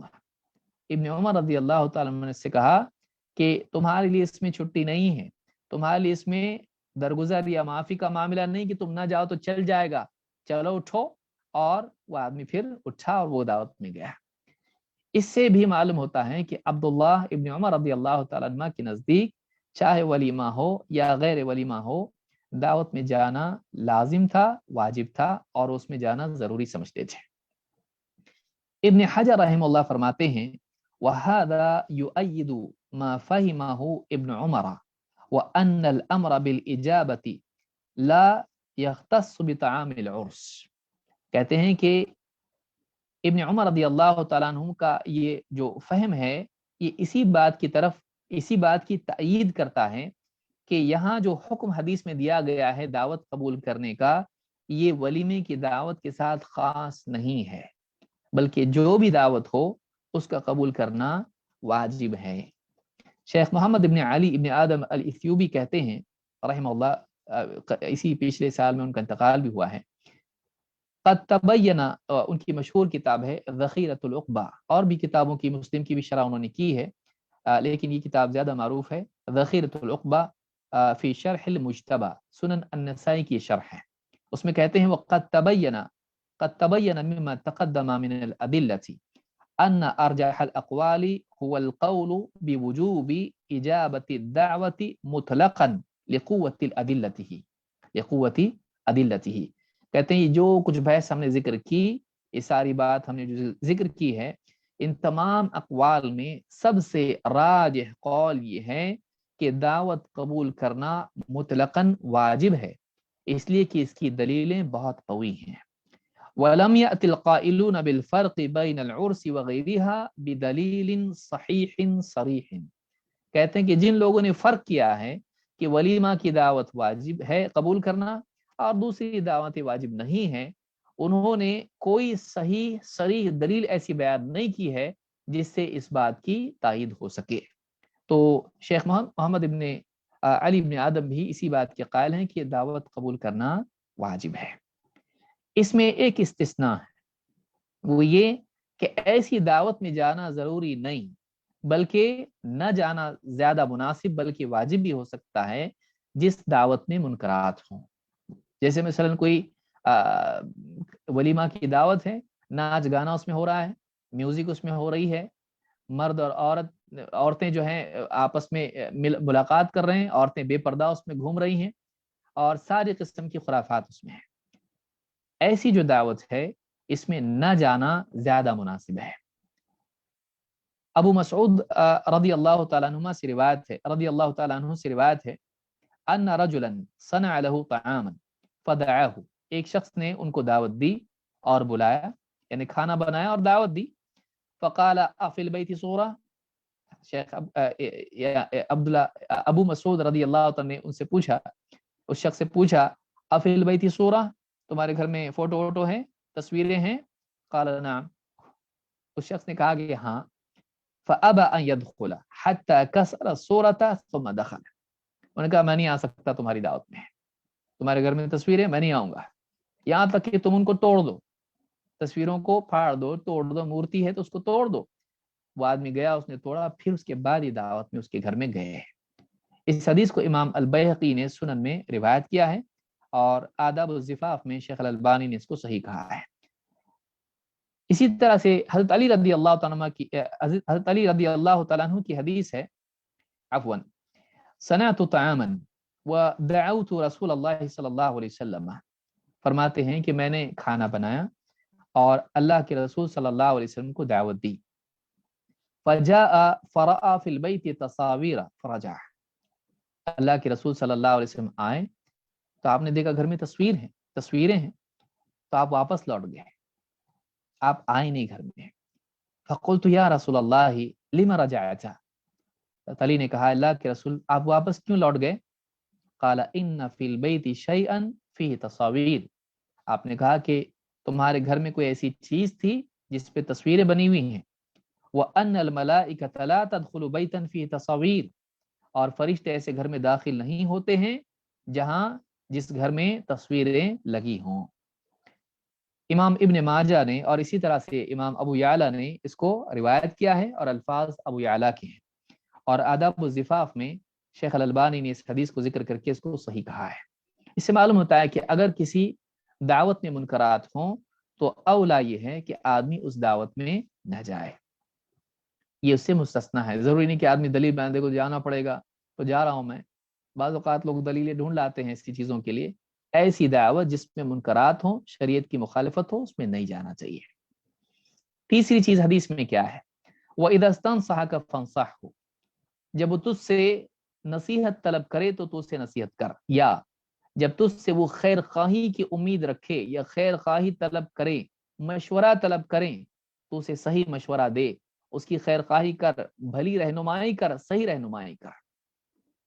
ایک روایت میں یہاں پر یعنی حدیث کے الفاظ دیکھیے، یہ کہ جب تجھ سے نصیحت طلب کرے، خیر خواہی طلب کرے، مشورہ طلب کرے، تو یہاں طلب کرنے کی قید ہے۔ لیکن بعض روایت میں آتا ہے وَيَنصَحُ لَهُ إِذَا غَابَ أَوْ شَهِدَ، کہ مسلمان کے لیے لازم ہے کہ وہ اپنے بھائی کی خیر خواہی کریں چاہے وہ غائب ہو یا حاضر ہو۔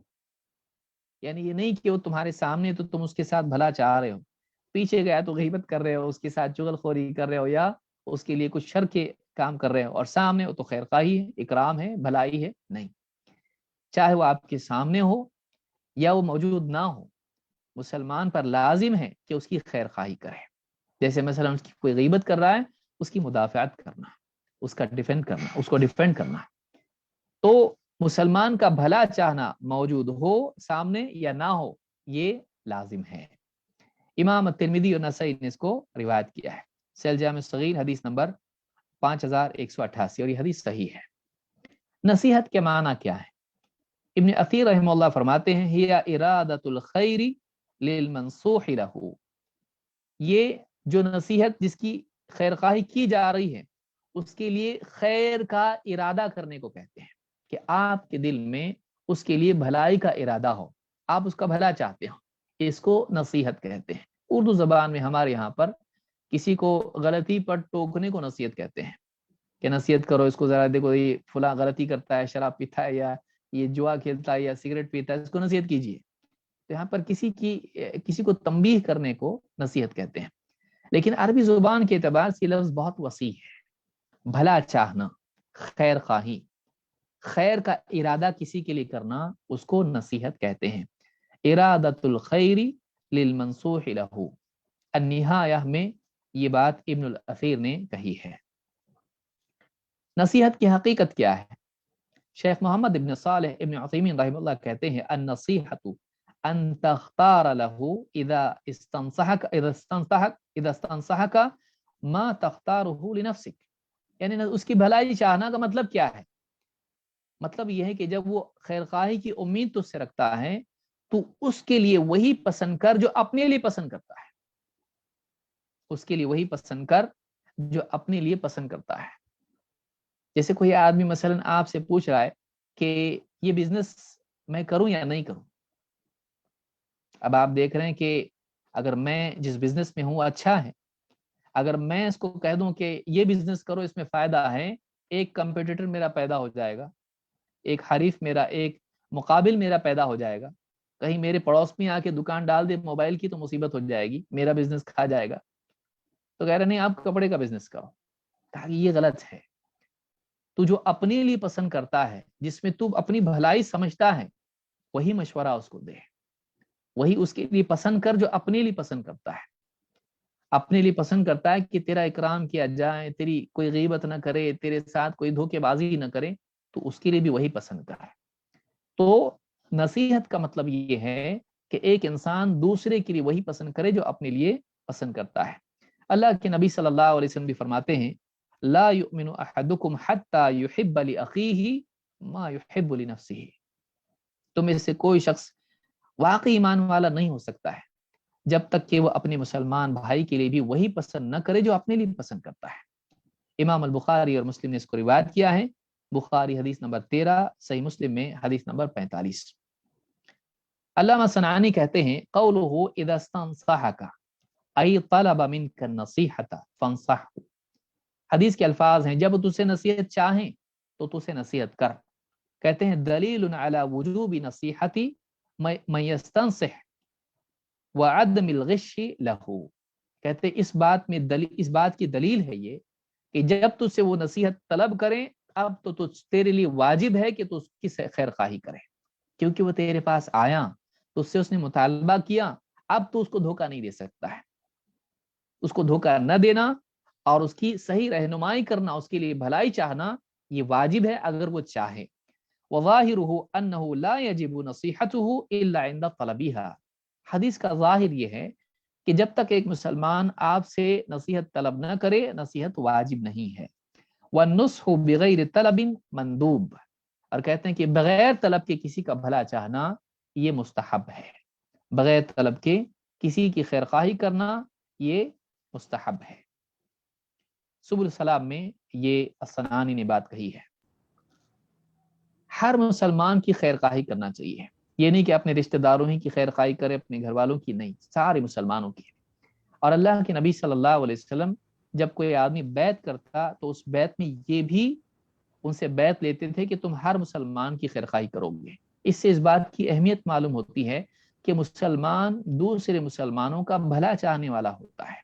ये मुसलमान के आला औसाफ में से है कि वह हर मुसलमान का भला चाहे, हत्ता कि अपने दुश्मन का भी भला चाहने वाला हो, कि वो तौबा कर ले, अपनी इस्लाह कर ले, अल्लाह उसकी मगफिरत कर दे, उसका भला चाहने वाला हो।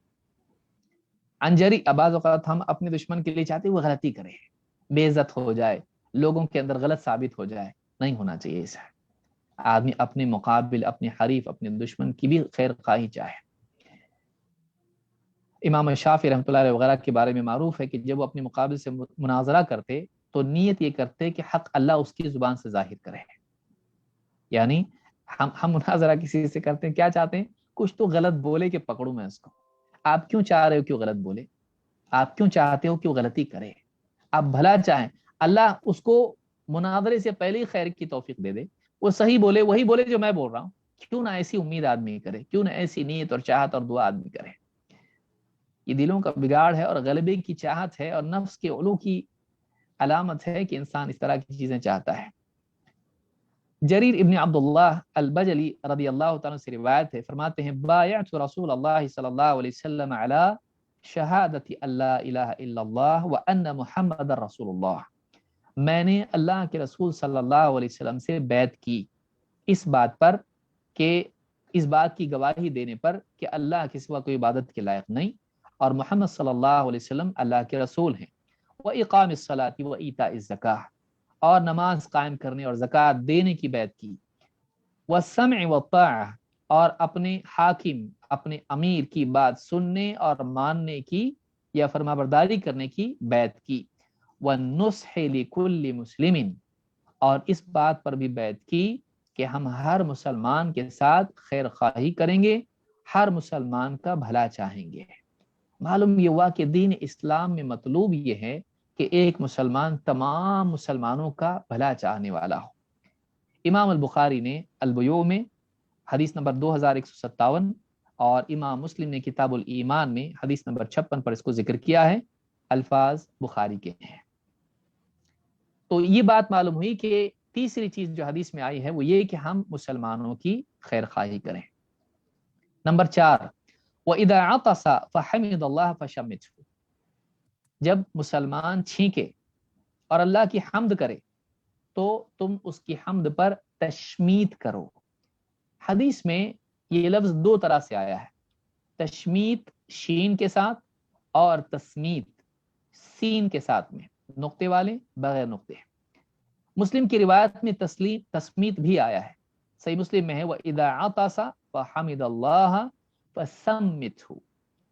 صحیح مسلم میں حدیث نمبر 2162 پر یہ ہے. تو تشمیت اور تسمیت دونوں لفظ یہاں پر آئے ہیں. کیا مراد ہے اس سے؟ جب مسلمان چھینکے اور الحمدللہ کہے، الحمدللہ کہے تو ہی اس کے جواب میں کہنا یرحمک اللہ، اللہ تجھ پر رحم کرے. بعض لوگ یا رحمک اللہ کہتے ہیں، یہ صحیح نہیں ہے، یا نہیں ہے وہاں پر، یرحمک اللہ ہے، یعنی اللہ تعالیٰ تجھ پر رحم کرے. تشمیت کے معنی کیا ہے؟ امام النووی رحمۃ اللہ علیہ فرماتے ہیں، ثعلب سے نقل کرتے ہوئے کہتے ہیں معناہ بالمعجمۃ ابعد اللہ عنک الشماتہ وبالمہملۃ ہوا من السمت وهو القصد والہدى. تشمیت کا مطلب کیا ہے اور تسمیت کا مطلب کیا ہے؟ کہتے تشمیت کا مطلب ہوتا ہے کہ اللہ تعالیٰ دشمنوں کی شماتت کو تجھ سے دور کرے. شماتہ کس کو کہتے ہیں؟ تشمیت شماتہ سے ہے. شماتہ یہ ہے کہ آپ کے اوپر کوئی مصیبت آئے اور اس کو دیکھ کر آپ کے دشمن خوشیاں منانے لگے، اس کو شماتہ کہتے ہیں. حدیث میں اس سے پناہ مانگی گئی، اللہ شماتۃ الاعداء سے بچا، یعنی ایسی مصیبت جس پر میرے دشمن جشن منائیں، ایسے حال سے مجھ کو بچائے رکھے. تو تشمیت کا مطلب ہوتا ہے کہ ایک مسلمان دوسرے مسلمان کے لیے چاہے کبھی تیرے دشمنوں کو اللہ ایسا موقع نہ دے کہ وہ جشن منائے، کبھی اللہ تجھ پر ایسا حال نہ ڈالے کہ تیرے دشمن خوش ہو جائیں. تشمیت کا مطلب یہ ہوتا ہے. تسمیت کا مطلب کیا ہے؟ کہتے ہیں کہ سمت سے ہے، یہ لفظ کیا ہے؟ سمت سے ہے، اور سمت کے معنی ہوتے ہیں القصد والہدی، یعنی میان روی، غلو بھی نہیں اور کوتاہی بھی نہیں، ان دونوں کے درمیان آدمی چلتا رہے اور ہدایت پر باقی رہے، اس کو سمت کہتے ہیں. سمت کے دو معنی ہیں، ہدایت پر باقی رہنا اور نہ حد پار کرنا، غلو کرنا، اور نہ جتنا کرنا ہے اس سے کم کرنا، نہ بدعت اور نہ کوتاہی. تو ایک انسان سمت پر رہے، السمت الحسن حدیث میں جیسے آیا ہے، تو یہ جو چیز ہے تسمیت سے مراد یہ ہے کہ اللہ تجھ کو ہدایت پر باقی رکھے اور تجھ کو غلو سے بھی بچائے اور جفا سے بھی بچائے. یہ دونوں دعائیں بڑی پیاری دعائیں ہیں جو تشمیت العاطس یا تسمیت العاطس میں آتی ہیں. لیکن یہاں پر حدیث میں الفاظ ہے کہ جب وہ چھینکے اور الحمدللہ کہے تب کہنا ہے، یہ نہیں کہ وہ چھینکتا جا رہا اور آپ یرحمک اللہ کہہ رہے ہیں، نہیں، بلکہ وہ الحمدللہ کہے تبھی کہنا ہے۔ اگر وہ الحمدللہ نہیں کہتا ہے تو آپ بھی اس کا جواب نہیں دیں گے، کیونکہ کہا نہیں تو جواب کیا چیز کا دیں گے آپ؟ جب اس نے حمد ہی نہیں کی ہے تو جواب کس چیز کا دیں گے؟ تو تشمیت کا مطلب حمد کا جواب دینا ہے۔ اللہ کے رسول صلی اللہ علیہ وسلم فرماتے ہیں فَإِذَا عَطَسَ أَحَدُكُمْ وَحَمِدَ اللَّهَ۔ اب یہاں پر سوال یہ ہے کہ تشمیت العاطس کیا یہ سنت ہے، مستحب ہے، واجب ہے، یا فرض کفایہ ہے، یا الوجوب علی الکفایہ ہے؟ کیا ہے اس کا حکم، کیا ہے؟ یعنی کوئی آدمی چھینکتا ہے، مجلس میں 50 لوگ بیٹھے ہوئے ہیں، تو کیا اس کا الحمدللہ کا جواب دینا ضروری ہے یا نہیں، یا ایک آدمی دے دے تو سب کی طرف سے کافی ہے؟ اس کا حکم کیا ہے؟ اللہ کے رسول صلی اللہ علیہ وسلم کی حدیث سے معلوم ہوتا ہے کہ یہ چیز فرض عین ہے اور یہ لازم ہے۔ مثال کے طور پر حدیث میں آپ فرماتے ہیں فَإِذَا عَطَسَ أَحَدُكُمْ وَحَمِدَ اللَّهَ، جب تم میں سے کوئی شخص چھینکے اور اللہ کی حمد کرے، الحمدللہ کہیں چھینک کر، كَانَ حَقًّا عَلَى كُلِّ مُسْلِمٍ سَمِعَهُ أَن يَقُولَ لَهُ يَرْحَمُكَ اللَّهُ۔ آپ نے فرمایا ہر مسلمان پر یہ حق ہے جو کوئی اس کی حمد کو سنے، ہر مسلمان پر یہ حق ہے، لازم ہے کہ وہ یرحمک اللہ کہے۔ اس حدیث کو امام البخاری نے صحیح بخاری میں روایت کیا ہے، کتاب الادب میں حدیث نمبر 6226 پر۔ اس حدیث سے بات معلوم ہوتی ہے کہ تشمیت العاطس یہ واجب ہے اور ہر شخص پر، چاہے مجلس میں سارے لوگ بیٹھے ہیں، سب کے لیے واجب ہے۔ ابن قیم رحمۃ اللہ علیہ فرماتے ہیں، اور اس کا اشارہ آپ پہلے دیکھ چکے ہیں، شیخ محمد علی ابن آدم الاثیوبی نے پہلے ہی کہا ہے ذخیرۃ العقبہ میں کہ تشمیت العاطس علی الکفایہ نہیں ہے، بلکہ یہ ہر ایک کے لیے لازم ہے۔ ابن قیم رحمۃ اللہ علیہ فرماتے ہیں ان التشمیت فرض عین۔ زاد المعاد میں ابن قیم رحمۃ اللہ علیہ فرماتے ہیں ان التشمیت فرض عین علی کل من سمع العاطس یحمد اللہ۔ ہر مسلمان پر جواب دینا فرض عین ہے جو چھینکنے والے کو حمد کرتا ہوا سنے۔ ولا یجزئ تشمیت الواحد عنہم، مجمع میں کئی لوگ ہوں تو کوئی ایک یرحمک اللہ کہہ دے تو سب کی طرف سے کافی نہیں ہوتا ہے۔ وہذا احد قولی العلماء واختارہ ابن ابی زید وابو بکر بن العربی المالکیان ولا دافع لہ۔ ابن قیم رحمۃ اللہ علیہ فرماتے ہیں یہ علماء کے دو اقوال میں سے ایک قول ہے، بعض کہتے ہیں کہ یہ فرض کفایہ ہے، بعض نے کہا فرض عین ہے، اور دو مالکی علماء ابن ابی زید اور ابو بکر ابن العربی، ابن عربی وہ نہیں صوفی، ابن العربی المالکی جن کی تفسیر ہے احکام القرآن، تو ان دونوں کا یہ قول ہے۔ اور ابن قیم رحمۃ اللہ علیہ فرماتے ہیں ولا دافع لہ، اس سے چھٹکارے کے لیے کوئی اور دلیل نہیں ہے، یا اس قول کو دور کرنے، دفع کرنے کے لیے کوئی دلیل نہیں ہے، اس کے وجوب کو دفع کرنے کے لیے، تصریف کے لیے اس کو قرین صارفہ کوئی نہیں ہے، معلوم ہوتا ہے کہ یہ فرض عین ہے، لازم ہے۔ زاد المعاد میں یہ بات ابن قیم رحمۃ اللہ علیہ نے کہی ہے۔ لیکن اس میں استثناء یہ ہے کہ اگر آدمی 3 مرتبہ چھینکیں تو اس کے بعد جواب دینا لازم نہیں ہوتا ہے۔ اللہ کے نبی صلی اللہ علیہ وسلم فرماتے ہیں یشمت العاطس ثلاثا فما زاد فهو مسکوب، 3 بار تک کے چھینکنے والے کے الحمدللہ کا جواب دیا جائے گا، اس کے بعد بھی اگر وہ چھینکتا رہے اور الحمدللہ کہتا رہے تو زکام اس کو ہو گیا ہے، اب اس کا جواب نہیں دیا جائے گا۔ اور آپ صلی اللہ علیہ وسلم سے بھی اس طرح سے مروی ہے، بعض روایات میں 1 بھی آیا، بعض میں 2 آیا ہے، اور بعض میں تیسرے کا بھی احتمال ذکر ہوا ہے، اس کی تفصیل میں ہم نہیں جائیں گے۔ لیکن اس حدیث سے صراحت اس کی ہوتی ہے کہ 3 مرتبہ تک جواب دیا جائے، اس کے بعد نہیں۔ 5ویں چیز جو حدیث میں آئی ہے وَإِذَا مَرِضَ فَعُدْهُ، اگر وہ بیمار ہو جائیں تو اس کی عیادت کر۔ برا ابن عازب رضی اللہ تعالیٰ عنہ سے روایت ہے امرنا رسول اللہ صلی اللہ علیہ وسلم بسبع، اللہ کے رسول صلی اللہ علیہ وسلم نے ہم کو 7 چیزوں کا حکم دیا۔ اس سے معلوم ہوتا ہے کہ یہاں پر حکم دیا گیا ہے، اور حدیث کے الفاظ خود حکم والے ہیں، بعیادت المریض، جس میں سب سے پہلے آپ نے بیان کیا مریض کی عیادت، واتباع الجنائز، جنازے کے پیچھے جانا، وتشمیت العاطس، نکالو بیٹے، چھینکنے والے کو اس کی چھینک پر الحمدللہ کا جواب دینا، ونصر الضعیف، کمزور کی مدد کرنا، وعون المظلوم، مظلوم کی نصرت کرنا، وافشاء السلام، سلام کو عام کرنا، وابرار المقسم، وابرار المقسم، قسم کھانے والی کی قسم کو پورا کرنا۔ مراد ابرار المقسم سے علماء نے کہا، شیخ بن باز نے کہا، اس سے مراد یہ ہے کہ اگر آپ کا کوئی بھائی ہے مثلا قسم کھا لے، اللہ کی قسم تم میرے ساتھ کھاؤ گے مثلا، تو اب اس نے قسم کھا لی، اگر آپ نہیں کھاؤ گے اس کے ساتھ تو اس کی قسم ٹوٹ گئی۔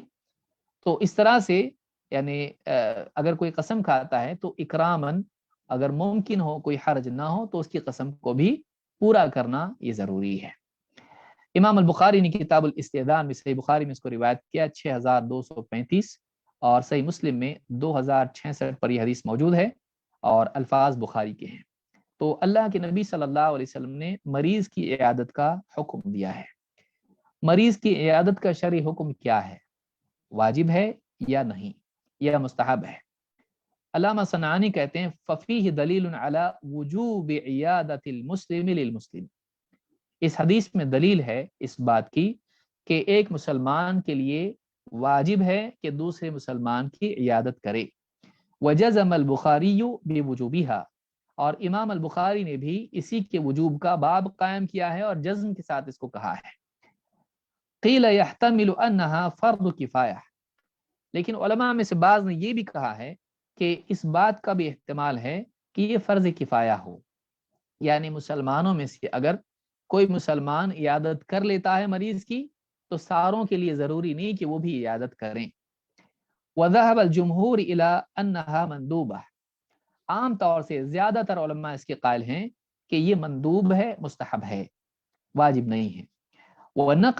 نقل النووی الاجماع على عدم الوجوب، اور امام النووی نے اس کے عدم وجوب پر اجماع نقل کیا ہے۔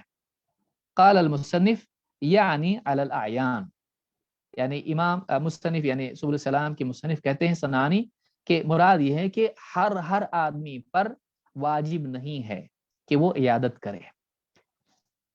سبل السلام یہ بات صنعانی نے کہی ہے۔ شیخ محمد بن صالح ابن عثیمین رحمہ اللہ فرماتے ہیں وَهَلْ هَذَا وَاجِبٌ أَوْ لَا، مریض کی عیادت کرنا واجب ہے یا نہیں، لازم ہے یا نہیں؟ کہتے ہیں اکثر العلماء علی انہ سنہ، کہتے ہیں اکثر علماء اس طرف گئے ہیں کہ مریض کی عیادت سنت ہے، والصواب انہ واجب کفائی، کہتے ہیں صحیح بات یہ ہے کہ یہ فرض کفایہ ہے، صحیح بات یہ ہے کہ فرض کفایہ ہے، یعنی ایک مریض ہے اور کوئی بھی اس کی عیادت نہیں کر رہا ہے، اسی طرح پڑا ہوا ہے تو یہ مناسب نہیں ہے۔ ہاں اگر کچھ لوگ اس کی عیادت کر لیتے ہیں اور اس کی ضروریات کو پوری ہو جاتی ہیں، اس کی مسئلہ حل ہو جاتا ہے، اس کی نگرانی کوئی کرتا ہے، ساروں پر ضروری نہیں ہے کہ اس مریض کی عیادت کریں، لیکن یہ صرف مستحب نہیں ہے بلکہ یہ واجب ہے، لیکن ہر ایک پر بھی واجب نہیں ہے۔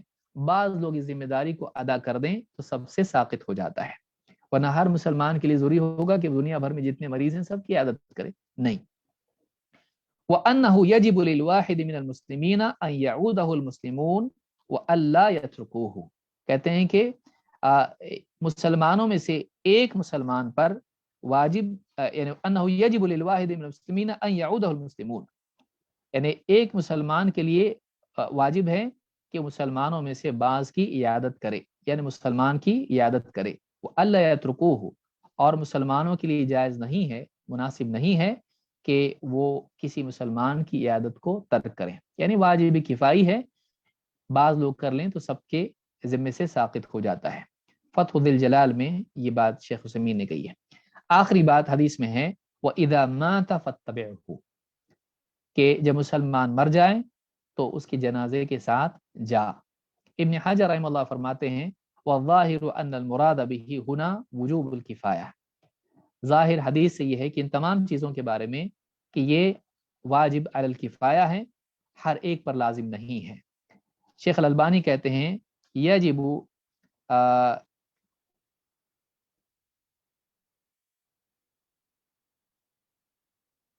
کہتے ہیں کہ وذالک من حق المیت المسلمی علی یجب حمل الجنازۃ واتباعها، کہتے ہیں کہ جنازہ اٹھا کر کندھوں پر لے جانا اور اس کے پیچھے چلنا یہ مسلمان کے لیے واجب ہے. اور وذالک من حق المیت المسلم علی المسلمین، یہ ایک مسلمان کا دوسرے مسلمانوں پر، ایک مردہ یا میت مسلمان کا، مرنے والے مسلمان کا حق ہے دوسرے مسلمانوں پر. احکام الجنائز میں شیخ البانی نے بات کہی ہے. اللہ کے رسول صلی اللہ علیہ وسلم اس کا حکم دیا ہے. آپ نے فرمایا عود المریض واتبعوا الجنائز تذکرکم الآخرہ، کہا کہ مریض کی عیادت کرو، جنازے کی پیچھے جاؤ، یہ تمہیں آخرت یاد دلاتا ہے. یعنی کیوں کرو یہ؟ مریض کی عیادت سے، جنازے کے ساتھ چلنے سے آدمی کو آخرت یاد آتی ہے. بیماری اور موت انسان کو آخرت یاد دلاتی ہے. لہٰذا مسلمان کو چاہیے کہ وہ مریض کی عیادت کریں اور جنازے کے ساتھ جائے. امام احمد ابن حبان نے اس کو روایت کیا ہے، اور الادب المفرد میں بھی شیخ البانی نے اس کی تحقیق میں اس کو صحیح کہا ہے، اور امام بخاری نے الادب میں اس کو ذکر کیا ہے 518 پر. جنازے کے ساتھ جانا یہ ہر مسلمان پر واجب نہیں ہے، بلکہ مسلمانوں میں سے بعض اگر اس ذمہ داری کو ادا کر دیں تو سب کی طرف سے ذمہ داری ادا ہو جاتی ہے. اگر کوئی بھی یہ نہ کرے تو سارے مسلمان گناہ گار ہوں گے. جنازے کے ساتھ جانے کی فضیلت کیا ہے؟ اللہ کے رسول صلی اللہ علیہ وسلم فرماتے ہیں من خرج مع جنازۃ من بیتها وصلى عليها ثم تبعها حتى تدفن كان له قيراطان من اجر كل قيراط مثل احد. جو شخص جنازے کے ساتھ جائے، اس کے گھر سے جنازے کے ساتھ نکلے اور اس پر جنازے کی نماز بھی پڑھے، پھر جنازے کے ساتھ جائے یہاں تک کہ وہ دفن ہو جائے، یعنی گھر سے نکل کر جنازہ پیچھے جائے، جنازے کی نماز ہو، اس کے بعد قبرستان جائے، وہاں پر اس کو دفن کرنے تک شریک رہے، یہ ساری چیزیں کریں، تو فرماتے ہیں کہ کان لہ قیراطان من اجر، اس کے لیے 2 قیرات اجر ہیں، اور ہر قیرات احد پہاڑ کے برابر ثواب ہے. ہر قیرات احد پہاڑ کے برابر ثواب ہے. ومن صلى عليها ثم رجع كان له من الاجر مثل احد، اور جو آدمی نماز میں شریک رہا پھر واپس لوٹ آیا، جنازے کے ساتھ نہیں گیا، جو آدمی نماز میں شریک رہا جنازے کی نماز میں، اس کے لیے 1 اجر ہے، اور کان له من الاجر مثل احد، 1 احد پہاڑ کے برابر اس کو ثواب ملتا ہے. تو اس سے بھی معلوم ہوتا ہے کہ جنازے کی نماز ہو یا اسی طرح سے جنازے کے ساتھ جانا ہو، یہ فرض کفایہ ہے، یہ فرض عین نہیں ہے، سب کے لیے لازم نہیں ہے. امام البخاری نے کتاب الایمان حدیث نمبر 47 اور امام مسلم نے کتاب الجنائز 945 پر اس کو روایت کیا ہے، الفاظ مسلم کے ہیں. تو یہ ساری باتیں ہم نے دیکھی اس حدیث میں جو بیان کی گئی ہیں، اور اسلام میں مسلمان کے حقوق بیان کیے ہیں. ابن حجر نے اس حدیث کو، اس باب کو یا اس حصے کو اس سے شروع کیا ہے کہ مسلمان پر حق ذکر کیے جائیں. اور سب سے پہلے سلام میں دہرا دیتا ہوں تاکہ یاد رہیں، اس کا اہتمام اللہ تعالیٰ ہم کو توفیق عطا فرمائے ان چیزوں کی، کہ 6 چیزیں یہ ہیں. 1 سلام کرنا جب بھی ملاقات. 2 جب مسلمان دعوت دے اس کو قبول کرنا الا یہ کہ کوئی عذر ہو. 3 جب وہ خیر خواہی چاہے، نصیحت چاہے، مشورہ چاہے، صحیح مشورہ دینا، صحیح رہنمائی دینا، بھلائی چاہنا. اور 4 جب وہ چھینک کے الحمدللہ کہے، یرحمک اللہ کہنا. جب وہ بیمار ہو جائے تو اس کی عیادت کرنا، اور جب وہ مر جائیں تو اس کے جنازے کے ساتھ جانا. یہ ساری چیزیں ہیں جو حقوق ہیں ایک مسلمان کے دوسرے مسلمانوں پر. اور یہ حدیث ہم کو سکھاتی ہے کہ اسلام آپسی بھائی چارگی کا دین ہے، جس میں ایک مسلمان کے دوسرے مسلمانوں پر حق ہوتے ہیں، اور ایک مسلمان کے لیے ضروری ہوتا ہے کہ دکھ درد میں وہ اس کے کام آئے، اس کا بھلا چاہے، اور اس کے ساتھ تعلقات کو جوڑے رکھے، اس کی تکلیف میں، اس کی پریشانی میں اس کے کام آئے، تو اس کا دل رکھے، اس کی دلجوئی کریں، اس کی دعوت کو قبول کریں. اس طرح کی ساری چیزیں اس میں آتی ہیں. انشاءاللہ مزید اور چیزیں ہیں جو حدیث میں آئی ہیں، اس کے علاوہ انشاءاللہ تفصیل سے اس کو بھی ہم اگلے درس میں دیکھیں گے. اقول هذا واستغفر الله لي ولكم.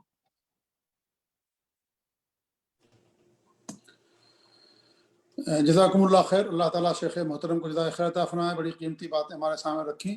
आज के दर्स से बहुत सारे फ़ायदे हमें मिले हैं। एक बात जो बहुत मशहूर थी हम लोगों के दरमियान या आम लोगों के दरमियान कि सलाम करना वाजिब नहीं है, आज के दर्स से मालूम हुआ कि सही बात यह है कि सलाम करना वाजिब है। दावत के ताल्लुक से भी आम तौर से यही बात मशहूर थी कि वलीमा ही की दावत कबूल करना वाजिब है, बाकी आम दावतें कबूल करना ज़रूरी नहीं है। ये भी खुलासा शेख मोहतरम ने किया उलमा के अक़वाल की रोशनी में कि दावत हर तरह की कबूल करना वाजिब है, इल्ला ये कि उस दावत के अंदर कोई मुनकर अमल हो रहा हो तो आदमी उसमें नहीं जाएगा। तो ये इतनी कीमती बातें आप सब लोगों को मिलती हैं और हम शेख मोहतरम का शुक्र अदा करते हैं और इंशाअल्लाह फिर अगले जुमा को फिर आपसे हमारी मुलाकात होगी। अल्लाह ताला हम सब की हिफाज़त फरमाए और अल्लाह रब्बुल आलमीन हम सब लोगों को अपने दीन का इल्म हासिल करने की तौफीक दे और उस पर अमल करने की तौफीक बख्शे। ये बहुत अहम है कि अल्लाह ताला हमारे अखलाक के अंदर बुलंदी अता फरमाए और अल्लाह ताला हमें अमल करने की तौफीक दे। इल्म हासिल ही इसलिए किया जाता है ताकि इंसान उसके ऊपर अमल करे। जज़ाकुमुल्लाह खैर जज़ा। वस्सलामु अलैकुम व रहमतुल्लाहि व बरकातुहू।